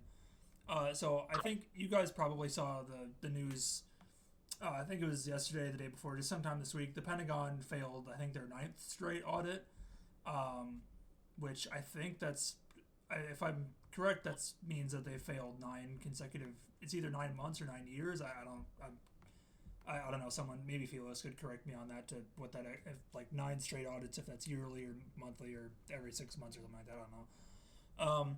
But so how can you justify increasing defense spending when the military has been completely unable to actually tell us where that money is going? Yeah, great question. First off, I want to apologize for not mentioning the fact that the Pentagon has failed its audits. I think it is a really big issue. But I want to say that the number one increase in spending that we're going to commit is actually just for the people of the military. We're talking about salary increases. We're talking about keeping veterans off the streets that are homeless. We're talking about giving them psychological support, where we're a country that most people aren't in the military, so most people won't be able to understand what they go through. So those are our biggest increases, is actually just defending the people themselves. Now, if they fail an audit, and remember, we're talking about getting rid of corruption. If we're able to see that they're misspending, let's say like the biggest people there are just like cashing out checks for themselves, then you will actually see decreases in those ways. But the $200 billion increase we're talking about is for the safety and financial stability, and also the mental health of the soldiers involved. But they are, dude, the military is getting $900 billion. It is, you seriously can't tell me that you can't find a few billion in there somewhere to allocate for increased troop salaries? Because I'm 100% in favor of that. I think, and we have a lovely military person in among us. He's not here right now, obviously, but Mr. Ty McLeod, he's railed against them time and time again, how they're getting like pay cuts and all this stuff. Like, I'm all in favor of increasing pay and increasing benefits and increasing mental health support and all that good stuff. But again, $900 billion is what they're currently getting, and they can't tell us where that, they haven't been able to tell anybody, like they haven't been able to tell the government where that money is going 9 consecutive times. And it's probably, like, it might even be more than that. How can you how can you justify an increase when the money is clearly already there? Yeah, well, again, we don't actually know how they're misspending. So, if we go in there and That's we see the like, worst part about it, dude. Hold on, Ben. If we see $400 billion of misspending, of course it'll go down $200 billion net effect. But what we're talking about is if we have to increase the budget by $200 billion to give every military serviceman good health care, to get them good mental support, to keep every single one off the street, to defend our allies like Israel and Ukraine and other countries around the globe, I think that is worth it. I think that no matter what the cost, we will make sure that every single military man in this country is taken care of financially, health-wise, mental-wise, and safety-wise. I'm not going to put a price tag on that. I'd like to say a few things really quickly. So first off, something Doc just mentioned that I'd like to ask Ruby is, because she said she's available for questions. He just said that we need to support our allies and mentioned Ukraine as one of them. Ruby, do you now think Ukraine is an ally? Before you said they were a dictatorship that hates the U.S.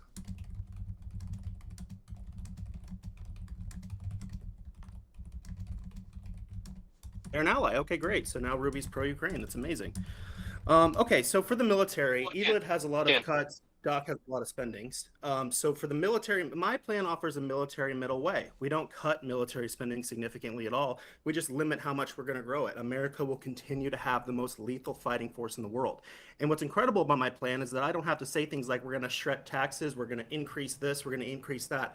Instead, what my plan does is go line through line through line on every single thing I want to do as president. Every rule, every environmental rule, every tax, every little thing. is accounted for in my plan. I don't have a policy of cut taxes or raise taxes. I don't have a policy of, or not, excuse me, a slogan of cut taxes or raise taxes or cut regulations or raise regulations or cut this funding or cut that funding. Mine is going line by line.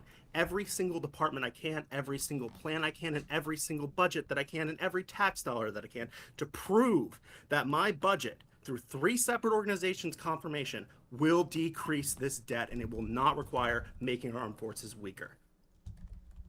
Yeah, if I can just say one thing, I don't necessarily think it's fair to make the point that like we don't have anything planned out, because we will show a comprehensive plan. The only issue is Ruby really was only prepared for like 10 minutes.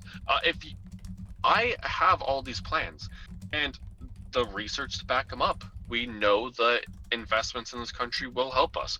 We know that there are veterans on the streets that are hurting that we can help. We know that cutting the income tax will raise GDP. We know through the studies. So I don't think it's fair to say that right now, because Ruby just entered this thing. And remember, we're going to have 2 debates. So if you like the idea of having your income halved, having every serviceman off the streets, having more investments in this country, I think the answer is obvious, which is just vote for Ruby and Datch.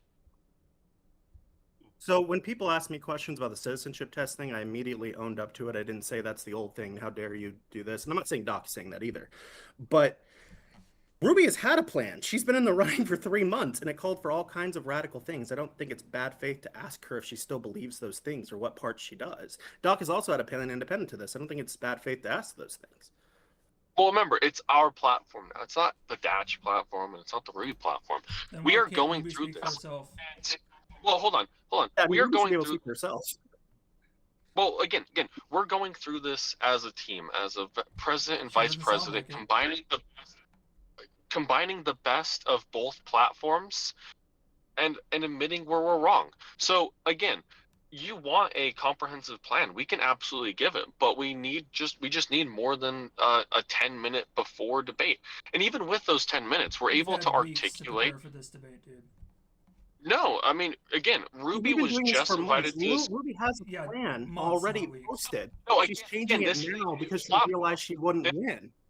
No, this is a new platform between 2 people who have talked about the issues and how to help the country the best. And if you're seeing these ideas about cutting income, raising GDP in proven ways, then you should absolutely support us. And if you're saying, yeah, Weeks, okay, but that's her platform.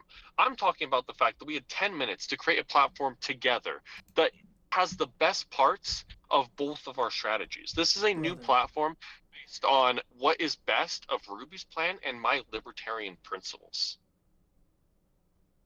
So I think we kind of just heard there, and no disrespect to Doc, because I actually do respect libertarians to a degree. But what he started out with, and as I just confirmed 10 minutes ago, is saying we should cut income taxes. And now they're saying a few weeks later, or if we have another debate, or if we do, we're going to find a way for that to make sense. We're going to find a way to find out how much it cuts. We're going to find a way to do this. My plan from the All of it makes sense beginning- right now. The plan. No, what? Wait, hang on. All of it makes sense right now? Because you just said you were still need to work out how it would budget. You need to work out on the specifics. I don't have to do that because Felix, instead of 3 months ago saying that I wanted a $10 trillion I'm saying the military, reason it's not on I paper. just don't work it. I'm saying the Yeah, reason it's on. and I'm sorry if I'm interrupting. Yeah.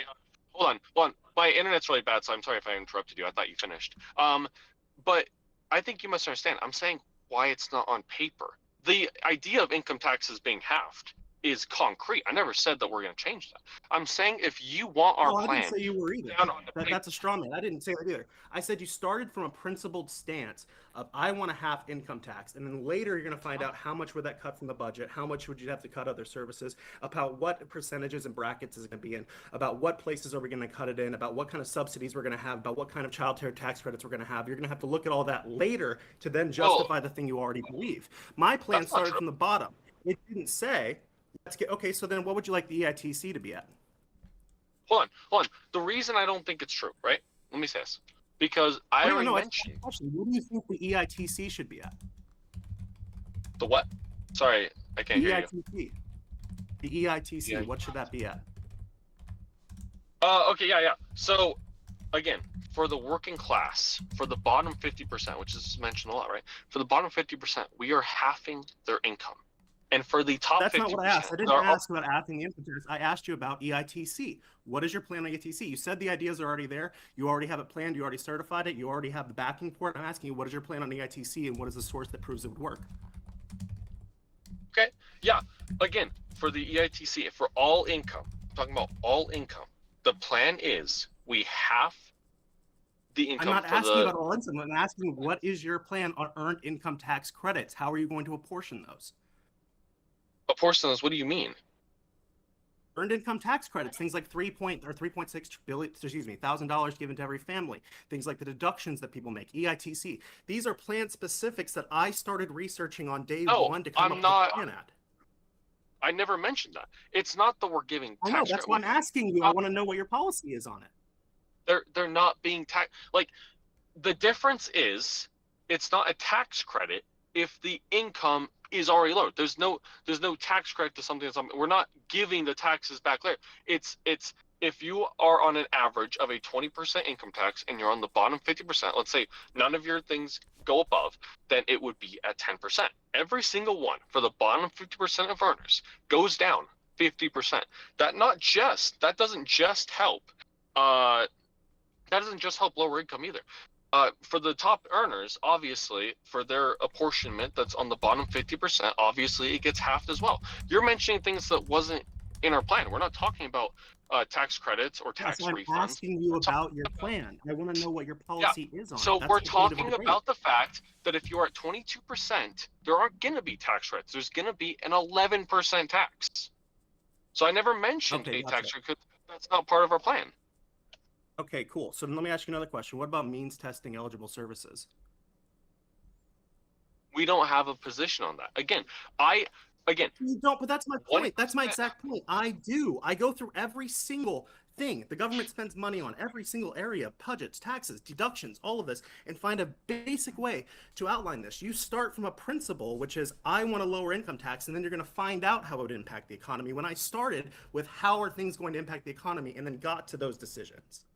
That's not true. Multiple studies prove that a 1% tax on GDP decreases the overall GDP by around 3% over a few years, right? Over 3%. Tariffs are a tax. Given that, the most obvious solution is to, and especially help lower income people, is to bring that money to them, right? That's the most obvious solution. The second that I mentioned that would easily improve our GDP is the refunds with tariffs. It can, which could give whatever number we want to put, $500 billion or $1 trillion, given the amount of earned revenue we can have. The third was a loan program, increase our our infrastructure. All three of those plans are proven to increase the GDP, which is how we're going to escape this debt cycle. I mentioned all three of those. I gave prove each one. So just because your plan is different doesn't mean yours is better, because we're mentioning different things. Doc, I have a Okay, question. so here's what I'm trying to respond. You mentioned cutting Medicare, right? That was your original plan, right? Yeah. Okay. We are going to so what are you going to do regarding means testing services? That's what I asked you about before your last speech. Well, I'm confused of what you mean. These are like level 1 introductions to Medicare and Medicaid and all these programs and how they impact the economy. I'm not criticizing you because there are a lot of things I agree with you on, but like when you start with a principled stance, like let's cut taxes and then we'll slowly work your way back on how to do that, that's not policy leading. You need to look at the overall economy, to look at the service plans and find exactly where you want budget cuts at. And that's what I did. And Ruby does not have a plan for any of these things. She just has a belief, a principle. That's why she says get rid of all unnecessary regulations, increase the budget, increase the military, and then tries to find a way to make it sound rational. Well, again, if you remember, I mentioned things that you could. Do you disagree that more investing in this country would help us? Obviously not. No, that's what I call for. No, hang on. Wait, you asked me a question. I want to respond.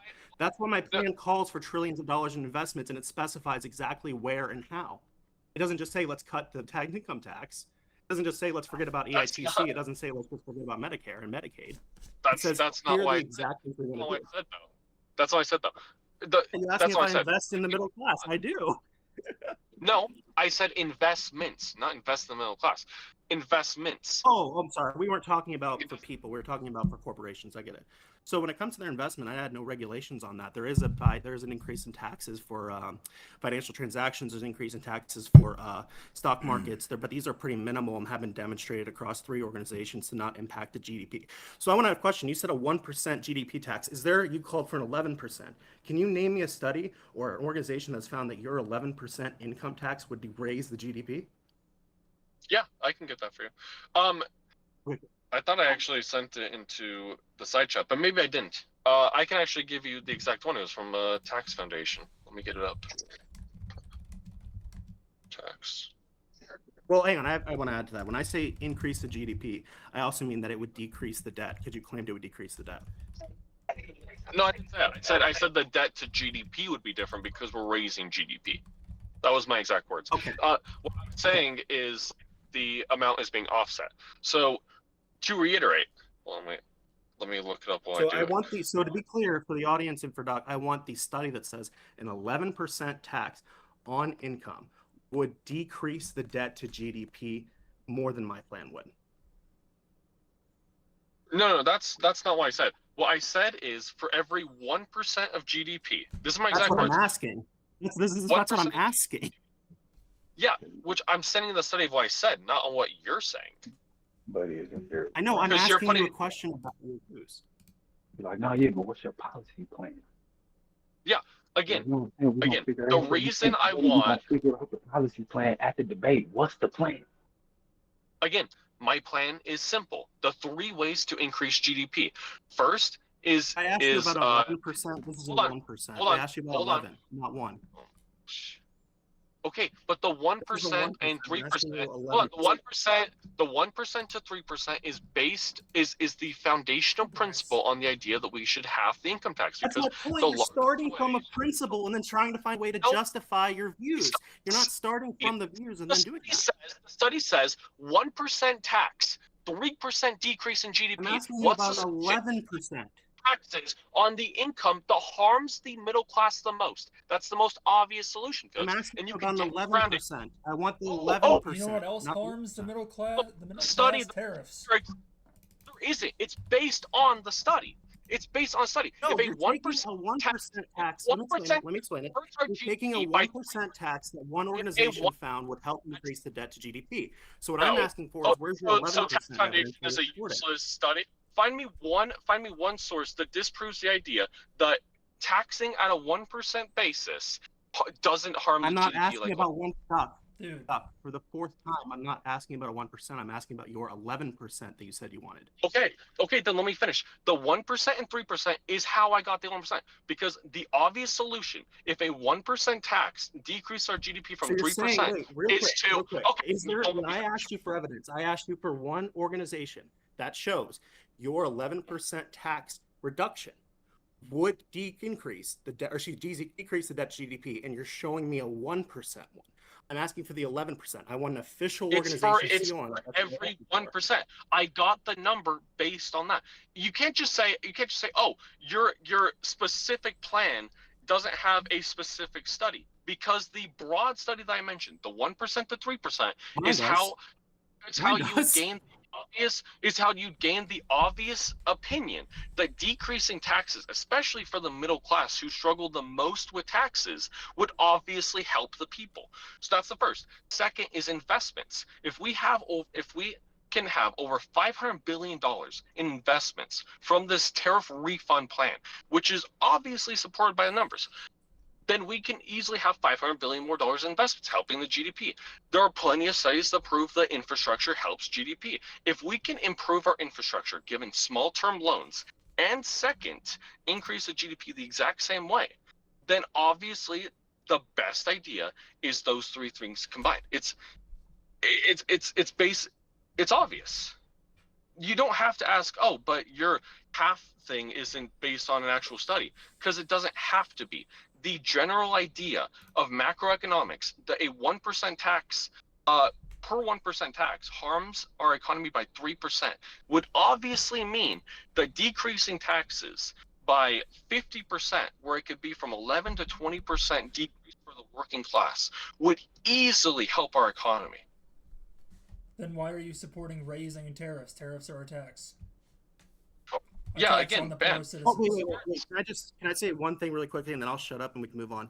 He says he doesn't have a study for a specific policy. I have studies for every single one of my policies in 3 independent organizations, which have found that it would decrease the debt to GDP and the debt overall. That's all I'm going to say. Everyone else can go. Yeah, Okay. I have another question and just a topic that we can get to. Yeah, if I can actually answer that. Again, it's not a tariff. The whole idea is the tariff isn't supposed to be paid. The tariff is supposed to be an incentive to invest. No other plan, Trump, Vance, or anyone else talks about a specific tariff targeted to decrease, to improve investing, because the amount you invest decreases your tariff on hand. So no business is going to be like, oh, well, I'd rather just pay the tariff than invest in the U.S. economy, which gives a 10% a year increase. So that's why it's not a tax, because it's a tax that's supposed to not work. It's supposed to be incentive to invest in our country. Okay, I want to, as much fun as that topic was, I want to ask a different, I want to change topics, if that's all right with everybody else. And this topic, I mean, anybody can talk about what their policies are for this. Surveillance.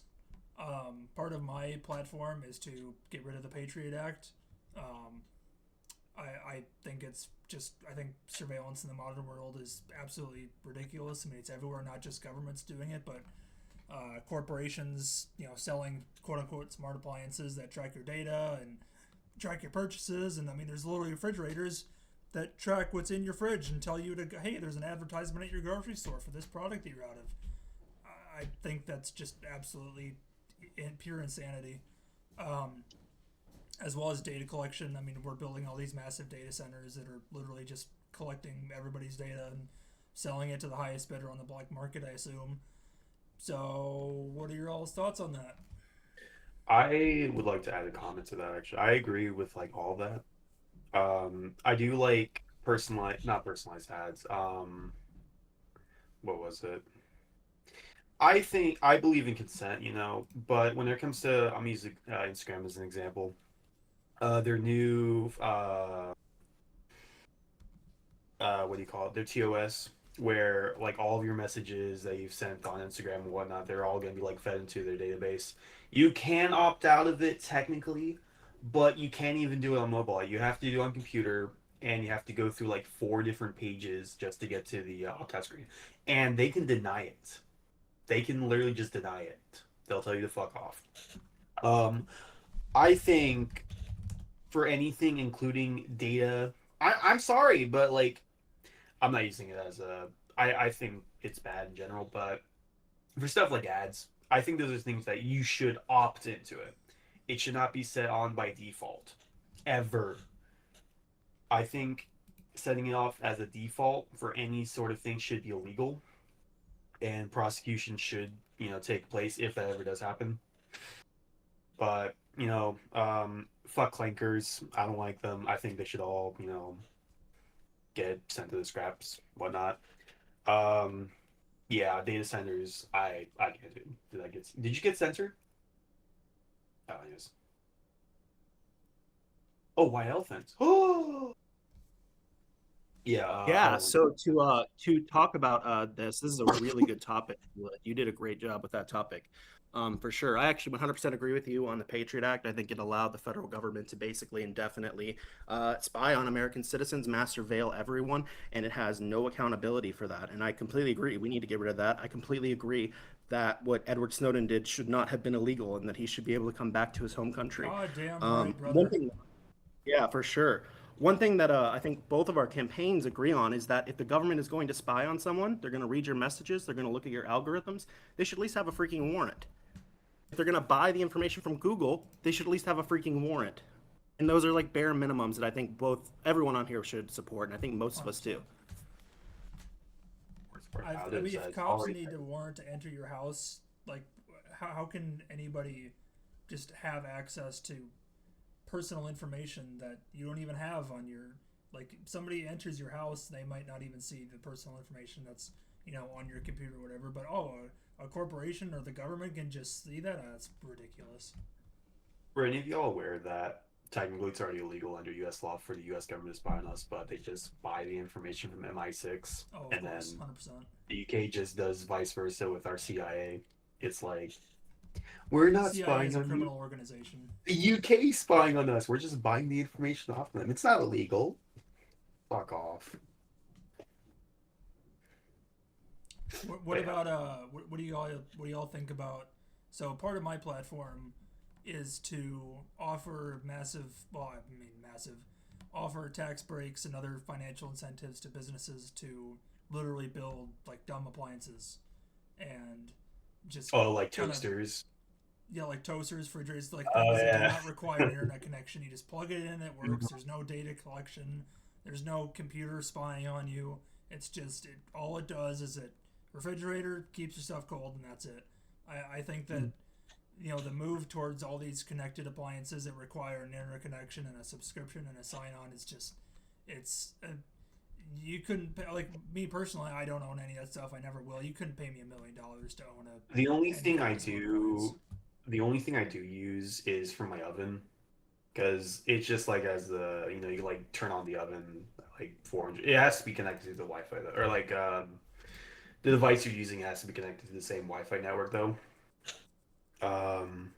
But it's like a major issue. Like the only reason they have is because the speakers they use can be turned into microphones, and so it's like surprisingly, it's very clear. I've tried this myself, and it is scary just how clear the audio is that they can pick up from the speakers. I don't like it at all. It's fucking terrifying. But... Yeah, something I'd like to mention on this topic is that in 2017, President Trump ended what was called the opt-in consent rule from the FCC. So the FCC had this rule where if a company was going to look at your data, was going to collect data on you and algorithms and so on, it had to ask you permission. It doesn't have to do that anymore. Trump got rid of that, and that's one regulation that I believe in, because whether the government's spying on you or a corporation spying on you, they shouldn't be allowed to do it without your permission.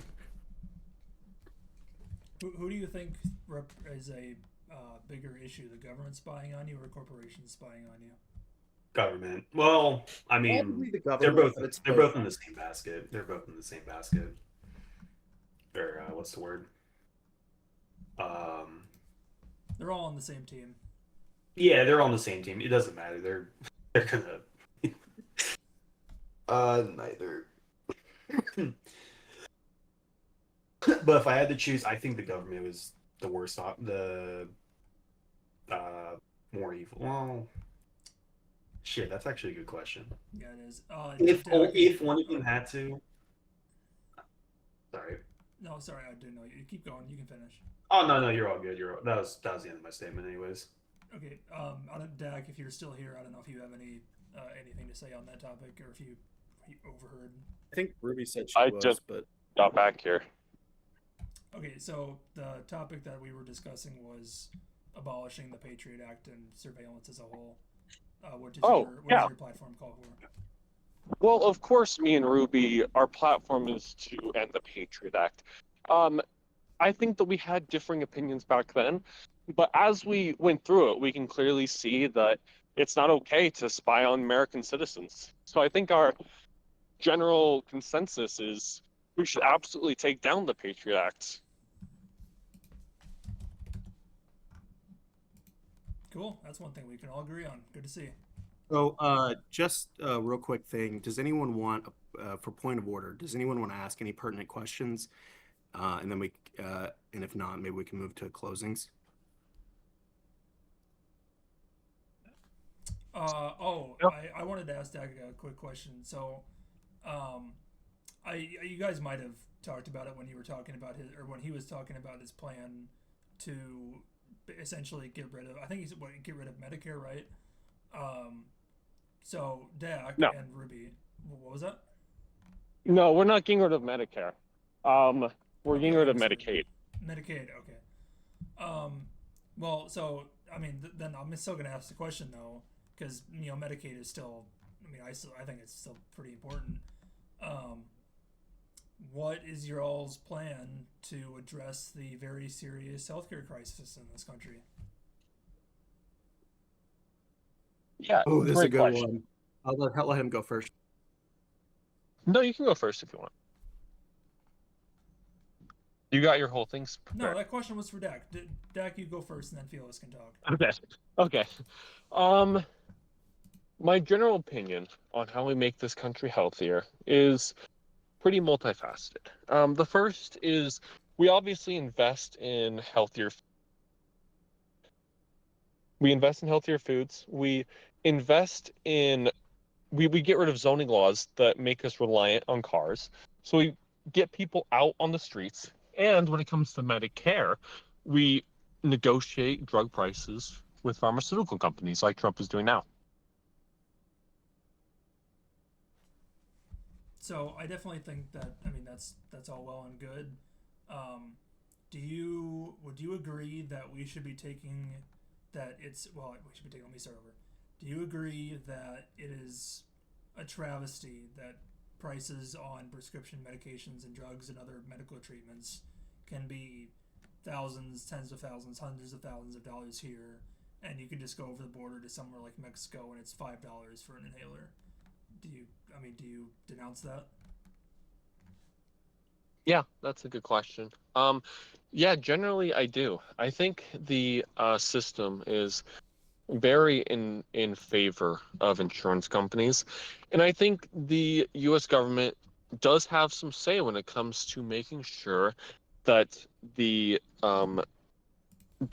working man who has a job provides for his family and actually just makes the country better. I think we have a moral responsibility to make sure that the companies that are charging do not outcharge that person, because how could you in good consciousness affect someone's life who has done all of that for this country, worked so hard, and yet would have to make six figures every single year to pay for the basic necessities when it comes to healthcare?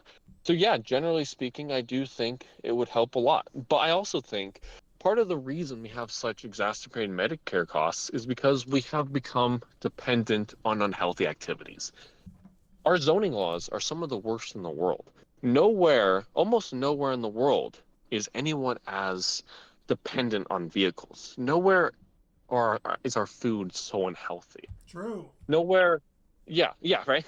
Nowhere do we not have some sort of negotiating when it comes to drug prices for the free market.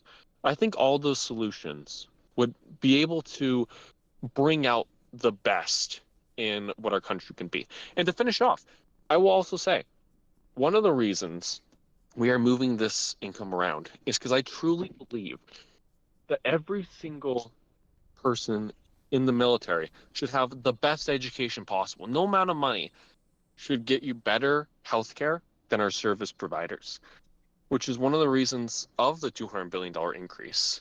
No military man will be left behind in a Rubio administration. I have a contention with that part actually. While I was in the Navy, there was, you know what? I'm not even going to mention it. I never mind. Disregard what I was going to say. No, bro, go ahead. Come on. All right. Gloves off. So okay. All right. While I was in the Navy, there was this one guy, right? How do I say this without? How do I say this? He was special. I'll leave it at that. But he couldn't even tie his shoes. And I don't think that was an issue. I think it was just them like letting in a special ed person to the military, which I don't even know how he ended up there in the first place. I don't know who even recruited him, but whoever recruited him, I think one of the main issues with our military is the recruiters. They are very predatory, and I'm actually a victim of this as well because I told my recruiter about my color blindness. He told me, "Oh, it's fine. We'll get you a medical chip for that. Oh, it's fine. You'll be a nuclear engineer." and we all know how that went. I've told that story many times already. I don't need to go over again. Fair enough. And, I'd like to say something on healthcare if I could.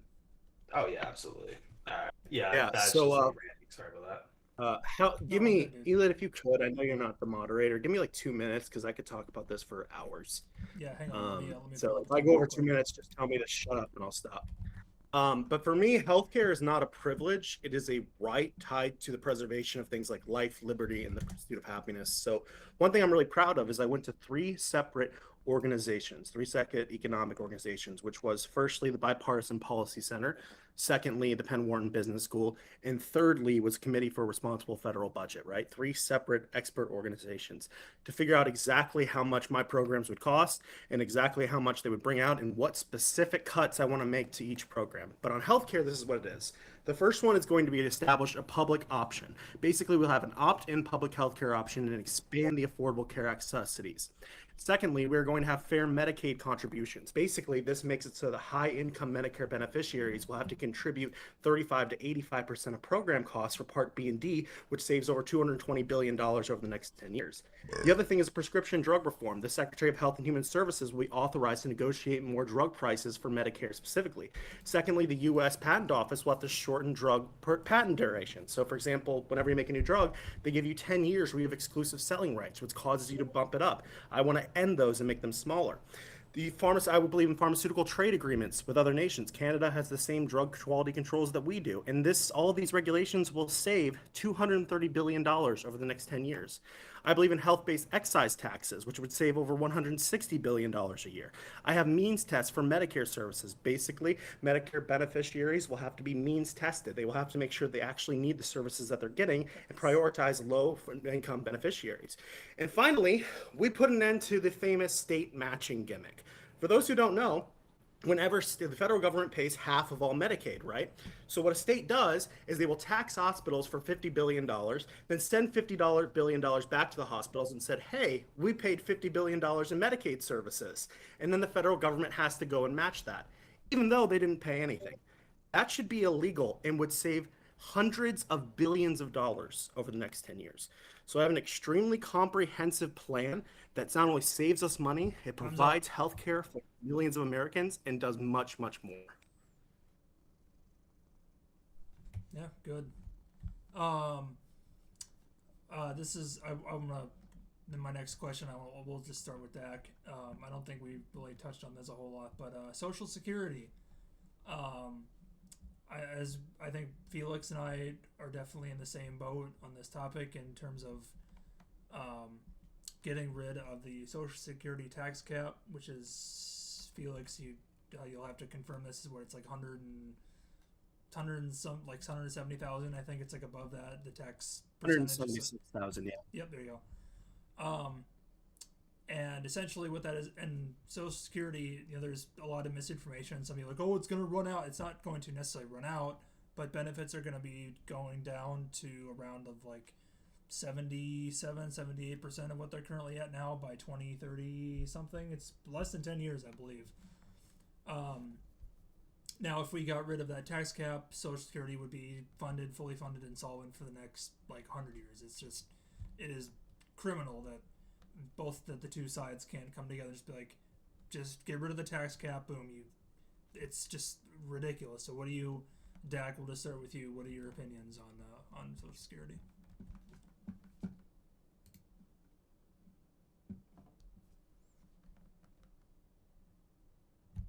One second. I need to finish something real quick. Oh, good. Well, Felix, you can go then, or Florida Man, one of the two. Go to mine. Yeah, I can go to mine. For one, we're going to increase Social Security benefits for sure. But the way we pay for this is what's interesting, right? So what we first do is get rid of that absolutely nonsense taxable maximum, right? All persons should have to pay the same Social Security tax. The rich shouldn't be taxed less. But additionally, it increases the payroll tax by 1% across the board. And this is the only tax increase my plan calls for on the average American at Obama levels. The only one tax you will see increased is a 1% payroll tax increase. And this alone would generate $1.5 trillion over the next 10 years that can be spent on people's investments. So yes, I'm a strong supporter of Social Security. I offer more benefits, and I make sure that we have a means to pay for those. So I think I'll let Florida go man here in a second, but I just wanted to touch on. Actually, you know what, Florida, you go first, and then I'll talk about it. Shit. Hold on. Okay, my thoughts on Social Security, you asked, right? Just general thoughts, yes, or sir. Well, yeah, your policy, your platform. you know, I personally don't like taxes. Social Security is what, just like a trust fund. It's like, hey, we're gonna take some money off you, and whenever you get too old, we'll just give it to you, or in increments, not fully. But I don't like leaving it to the people. But then I realized if I do that, a lot of people are gonna go broke trying to gamble it all. So I'll say it's okay. I think we shouldn't be as restrictive. I think we should increase the payments, the incremental payments. I am schizophrenic right now. I apologize about that. Or wait, are you talking? Oh no, you're talking about him. My bad. Or her. Whoops. None of you heard me say that. But yeah, I don't know. I'm on low energy right now. This is not a question I should be answering. No, all Fair enough. good. I can go next. Yeah. Sorry. Well, my general opinion, and that includes the official platform of Datch and Ruby, is that the Social Security tax can be good, but it should be more voluntary. The Ruby administration believes that there should be an opt-out option. We believe that the highest earners should pay their fair share, or they should go to private plans.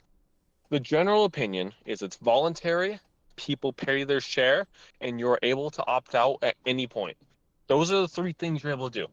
One thing that a lot of people don't understand is you'd actually make more money with the amount that you'd make in Social Security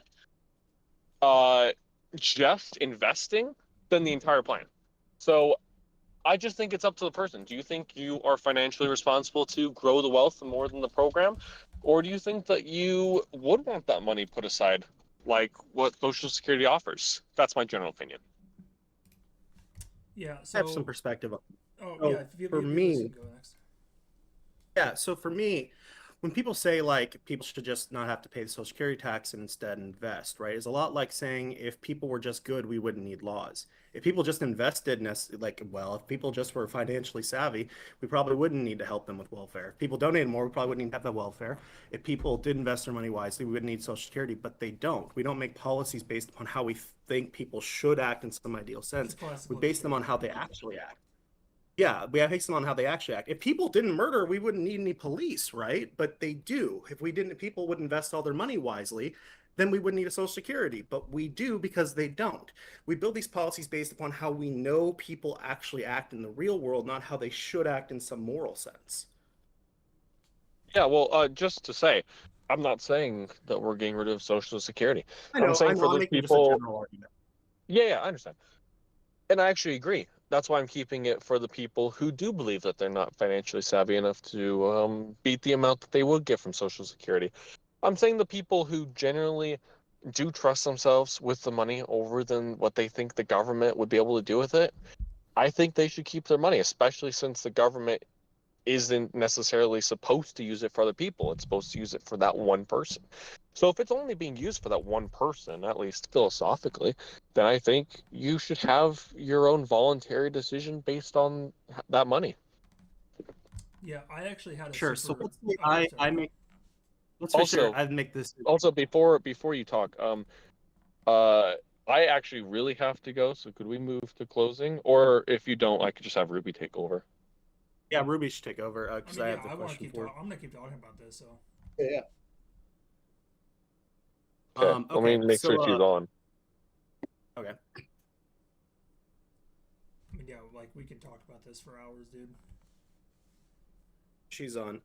Okay, so then Ruby, I have a question for you. Bye, guys. Let's say Later. that- yeah, see you. Good talking with you, buddy. So let's say under your plan, right, I transition to a voluntary, I get to take up whatever kind of investment I want to personally, right? And I opt out of the Social Security tax and therefore the benefits. And let's say 30 years down the line, and it's at 40 years down the line for me, decide to retire and I don't have any benefits and I also didn't have very good savings. What happens to me?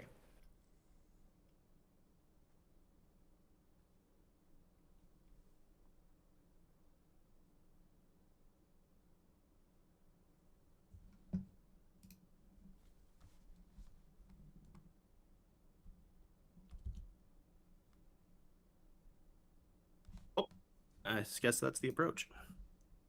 Yeah, I actually, this obviously isn't to answer your question, but I actually kind of have an unpopular opinion about Social Security. And I mean, Felix, you and I might agree on it. I don't know, but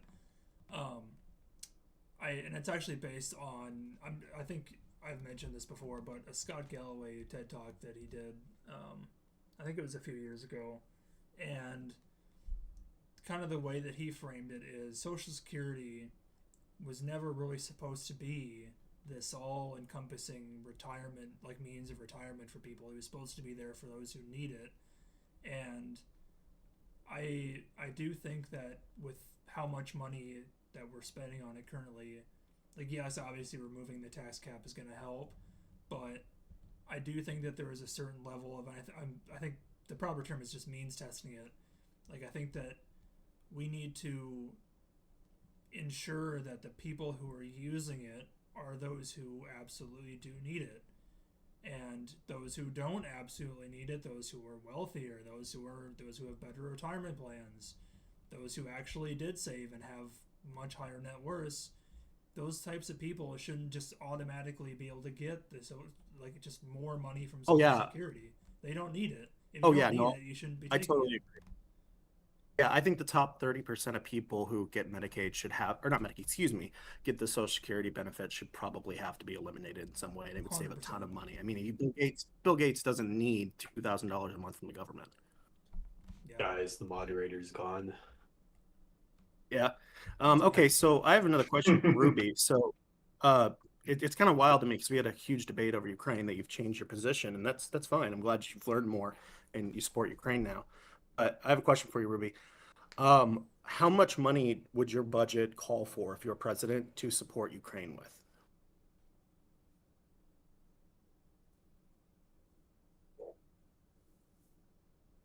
I can write it in chat if I need to. I'm kind of disappointed that we didn't talk much about foreign affairs. But I think Ruby's answering. I wanted to know how much we're going to support Ukraine with. I mean, I know we're probably towards the end of the debate, but we can still talk a little bit about it. Yeah, that's true.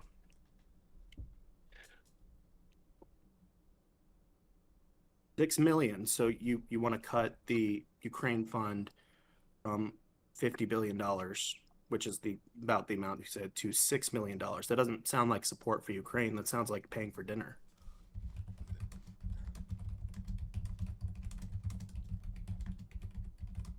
I mean, do you want to cut Israel's budget to $6 million? I don't think we should be using that number. Low-bearing fruit. Okay, so why $6 million? How'd you arrive at that number?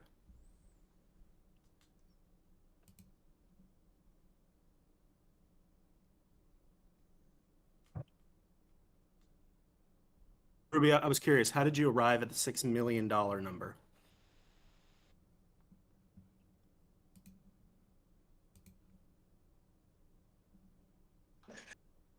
Oh, I got mute. Sorry. Yeah, but how did you arrive to what tells you that $6 million is enough? What numbers did you look at? What studies did you look at? Where did you get the idea that $6 million? Where did you get $6 million from? Yeah, you don't just pick a number. Like, where did you get that idea?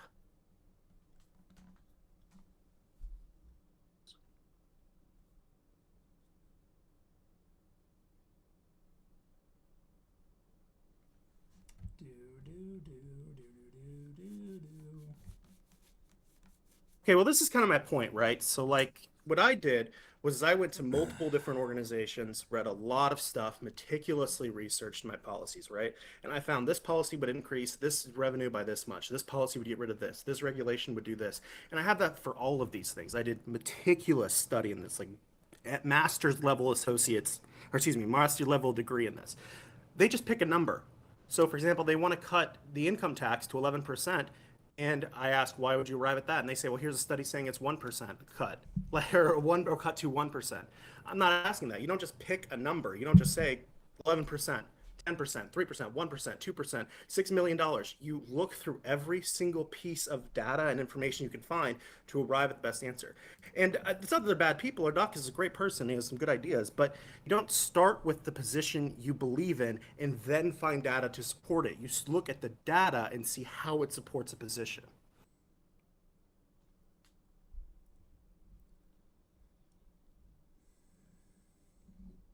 I guess doing research is pretty socialist.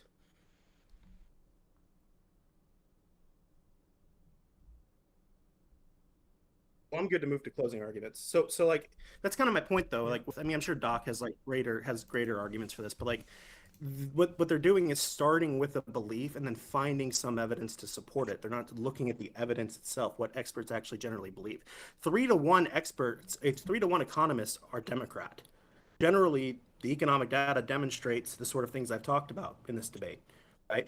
But they don't like those things for principled reasons, and they're fair to dislike them. We can have debates on them, but they start with the position of let's lower the income tax, let's lower our funding to Ukraine, let's lower this, and then find anything. They just pick a number and find anything they can to support that'll work. I didn't do that. I went from step one, looked at the baseline level research, and worked my way up to creating this stuff. I did the same level of studying that I would do for any master's class I'm taking, because this stuff is really important. It is really important that we are informed public.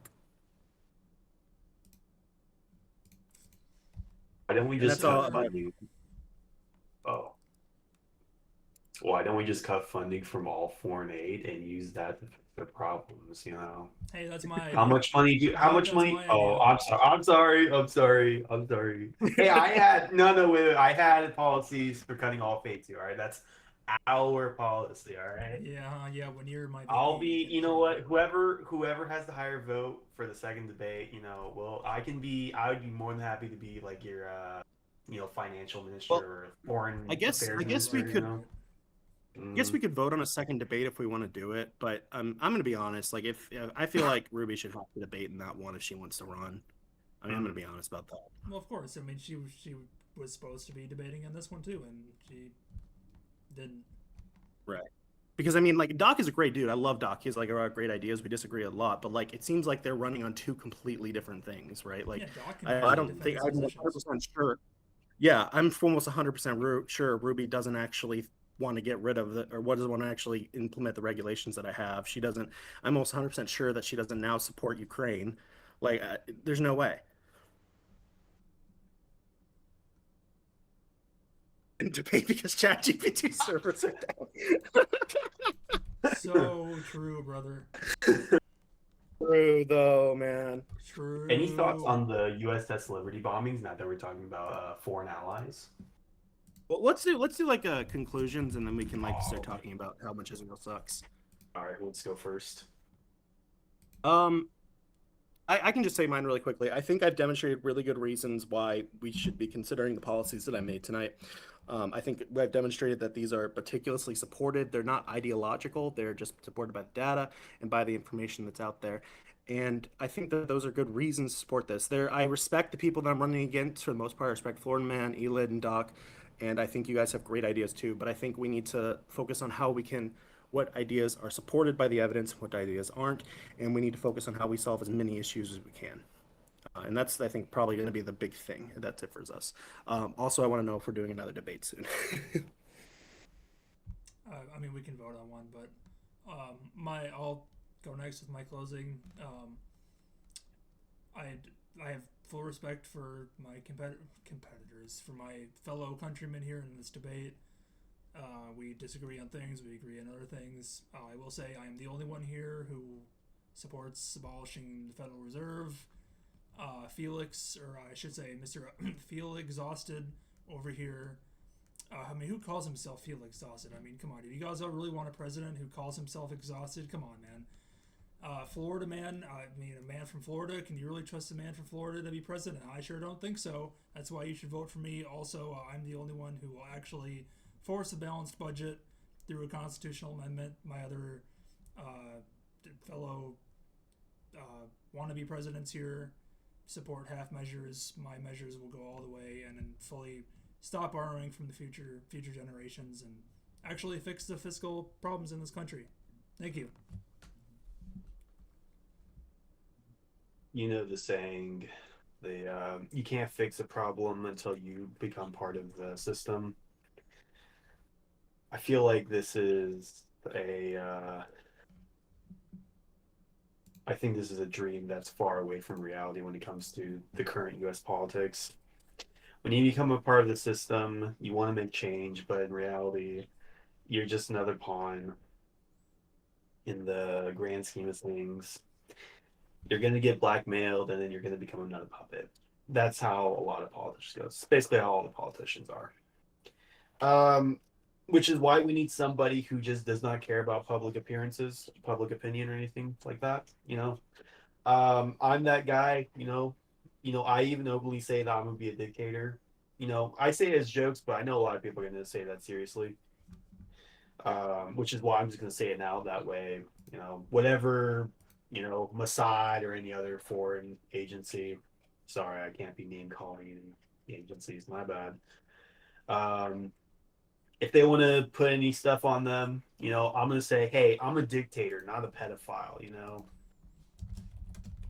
But, yeah, a lot of our politicians nowadays, get rid of them. Don't like them. Too much bureaucracy, too much corruption. Once all that's done, we like the current system. The current system is fine. Or the framework is, at least. The people running the system are not fine. Get rid of the people who are running it. And put it people who will actually follow the framework, the Constitution, all that fun stuff. We need to go back to our roots. And also, people from Florida are awesome. Don't listen to Elid.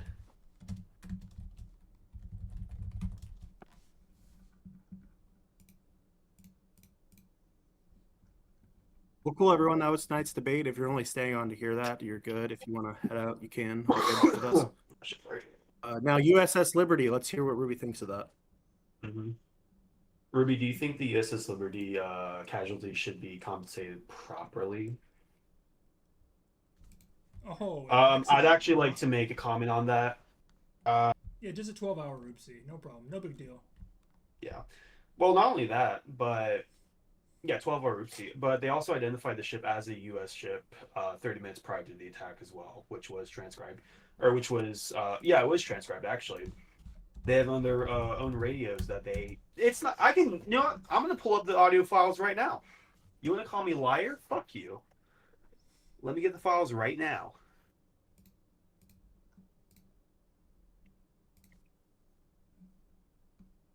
So, 30 minutes prior, NSA releases the transcripts of Israeli attack.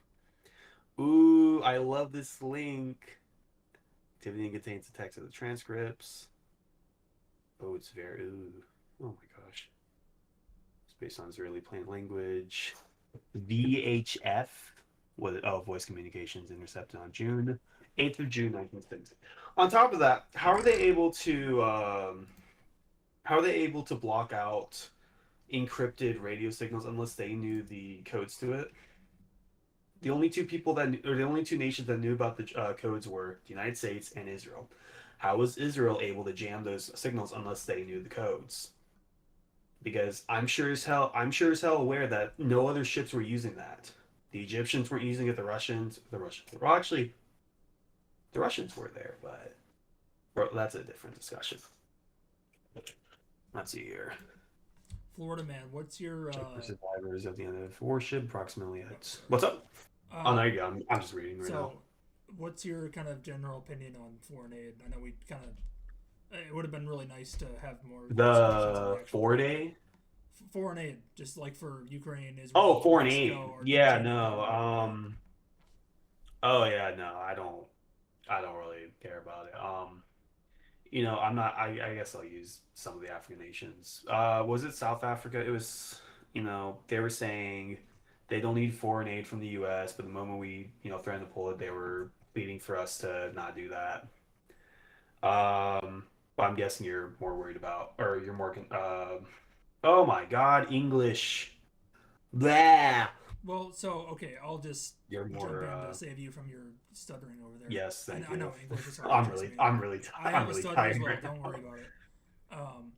I mean, my platform and my just general personal opinion is that we we can't be the world's babysitter anymore. Not just from a Oh military yeah, standpoint, absolutely. but I know that Felix and I mean this is definitely where we disagree a little bit, and it's where I disagree with really both sides of the political establishment. Is we shouldn't be the world's babysitter. We can't be the world's soup kitchen. We're $38 trillion in debt, and I know foreign aid, it's only a few billion here, see, English is really hard. Yes, it is. It's not, we're not spending $900 billion a year on foreign aid, but I mean, we're literally subsidizing, like, Israel has, like, basically free healthcare that's paid for by American taxpayers. What the fuck are we doing out here? We can't give ourselves health care, but we're giving a foreign country health care? What the fuck are we doing over here? And then with Ukraine, I'm not saying that we need to be abandoning Ukraine, because obviously, Russia is quite literally a modern day, not Nazi Germany, because they're not, committing a Holocaust, but, if it wasn't for, Ukraine, I mean, the fact that Ukraine basically stonewalled Russia is actually really hilarious, considering how much smaller military they had. Russia can't even get 100 miles into Ukrainian territory without help or whatever. I think that's really funny. But I think that we need to be telling the European countries like Germany, like the UK, like France, like the rich ass Nordic countries that are just sitting over there with all their oil money and massive budget surpluses and welfare and great healthcare. Like, they are the neighbors of Ukraine. We are a literal ocean away with so many of our own problems. Like, if your house is burning down, you're not gonna leave your house and go to the next door neighbors like, hey, your toilet's clogged. Let me unclog your toilet for you while my house is burning down. What are we doing over here? Sorry, that's my rant done. No, you're good. Yeah, I honestly agree with you. Like, we've been we are basically supplying Europe with, or our military is basically Europe's military. They don't really have much. I mean, all the stuff they do have, they have modern equipment, but it's not to the same amount that we do. All their stuff's outdated compared to our stuff. We're just their military. And it's like that's a huge expense that comes from our paychecks, and I don't like that. I don't like how the Europeans get to spend all their money on social programs, but we can't because we're supplying for their protection. They should be doing that for them, not. Well, okay. We I'm, should. gonna, I'm, Totally I'm agree. sorry. Let me say this really quickly. Yeah, So I what's do up? agree with one part, which is, yeah, we should not be paying for other countries' healthcare. If we do have to do military, that's wrong. But Mhm. NATO, a lot of NATO countries have increased to 3% or 2% minimum. They have, I but did now see that that, was yeah. for the Russians, and they probably will bring it down again. But I agree with that. Actually, that was one of the only things I agreed with Trump when he first ran. Was like, yeah, NATO needs to spend more on the military. Like, even if it's not for Russia, like they need to be part of counterterrorism efforts. They need to do that. I mean, like, we fucking like basically handled the Persian Gulf War and the Afghanistan War, even though we all agreed it should happen. Hmm. I mean, yeah, it's ridiculous. I mean, I know, like, the Article 5, I think it was, of NATO was invoked in Afghanistan, yet like it didn't, like, and we were doing all the lifting there, all the heavy lifting. It's silly. Like, we need to, like, they need to actually be willing to support.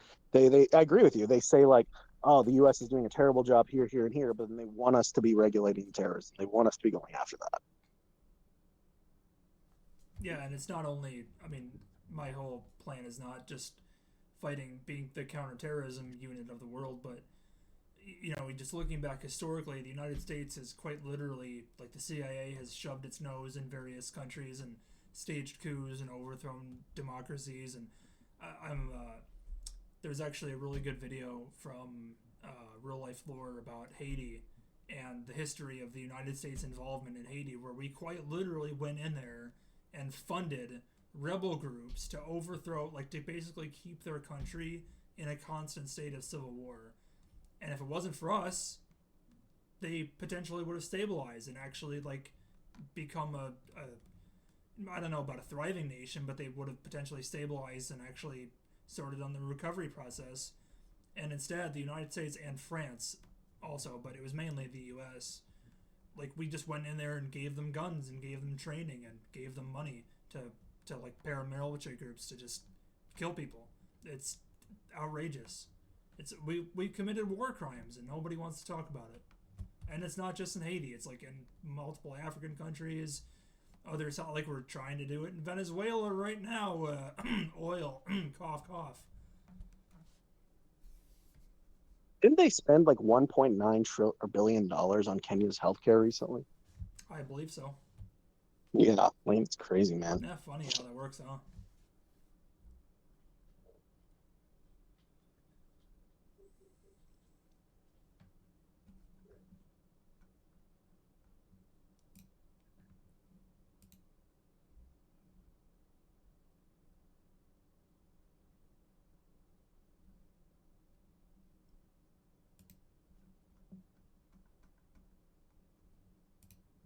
Shit, everyone isn't Jewish. But you didn't, Ruby. I'm asking like what So piece of true. like I'm asking what piece of information made you change your stance.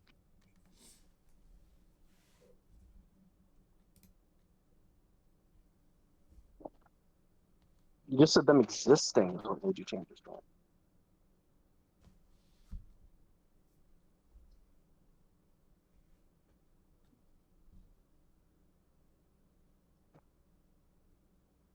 All right, I'm done. I guess I don't know. So what did I miss? Everything. Everything. Is it Yeah. racist towards Chinese people to hate the Chinese government? I will say, Vladimir, I think both myself, I know, well, I mean, I don't know if Dad did, but I recorded the whole thing, / I am recording the whole thing. So I'll probably see if I can share that recording just like in chat somewhere for anybody who wasn't here. Yeah, I know when I last saw you, like you guys and Doc were kind of like going back and forth. Oh yeah, no, we had some real good discussions tonight. This was one of the better debates I think that we had. Yeah, for sure.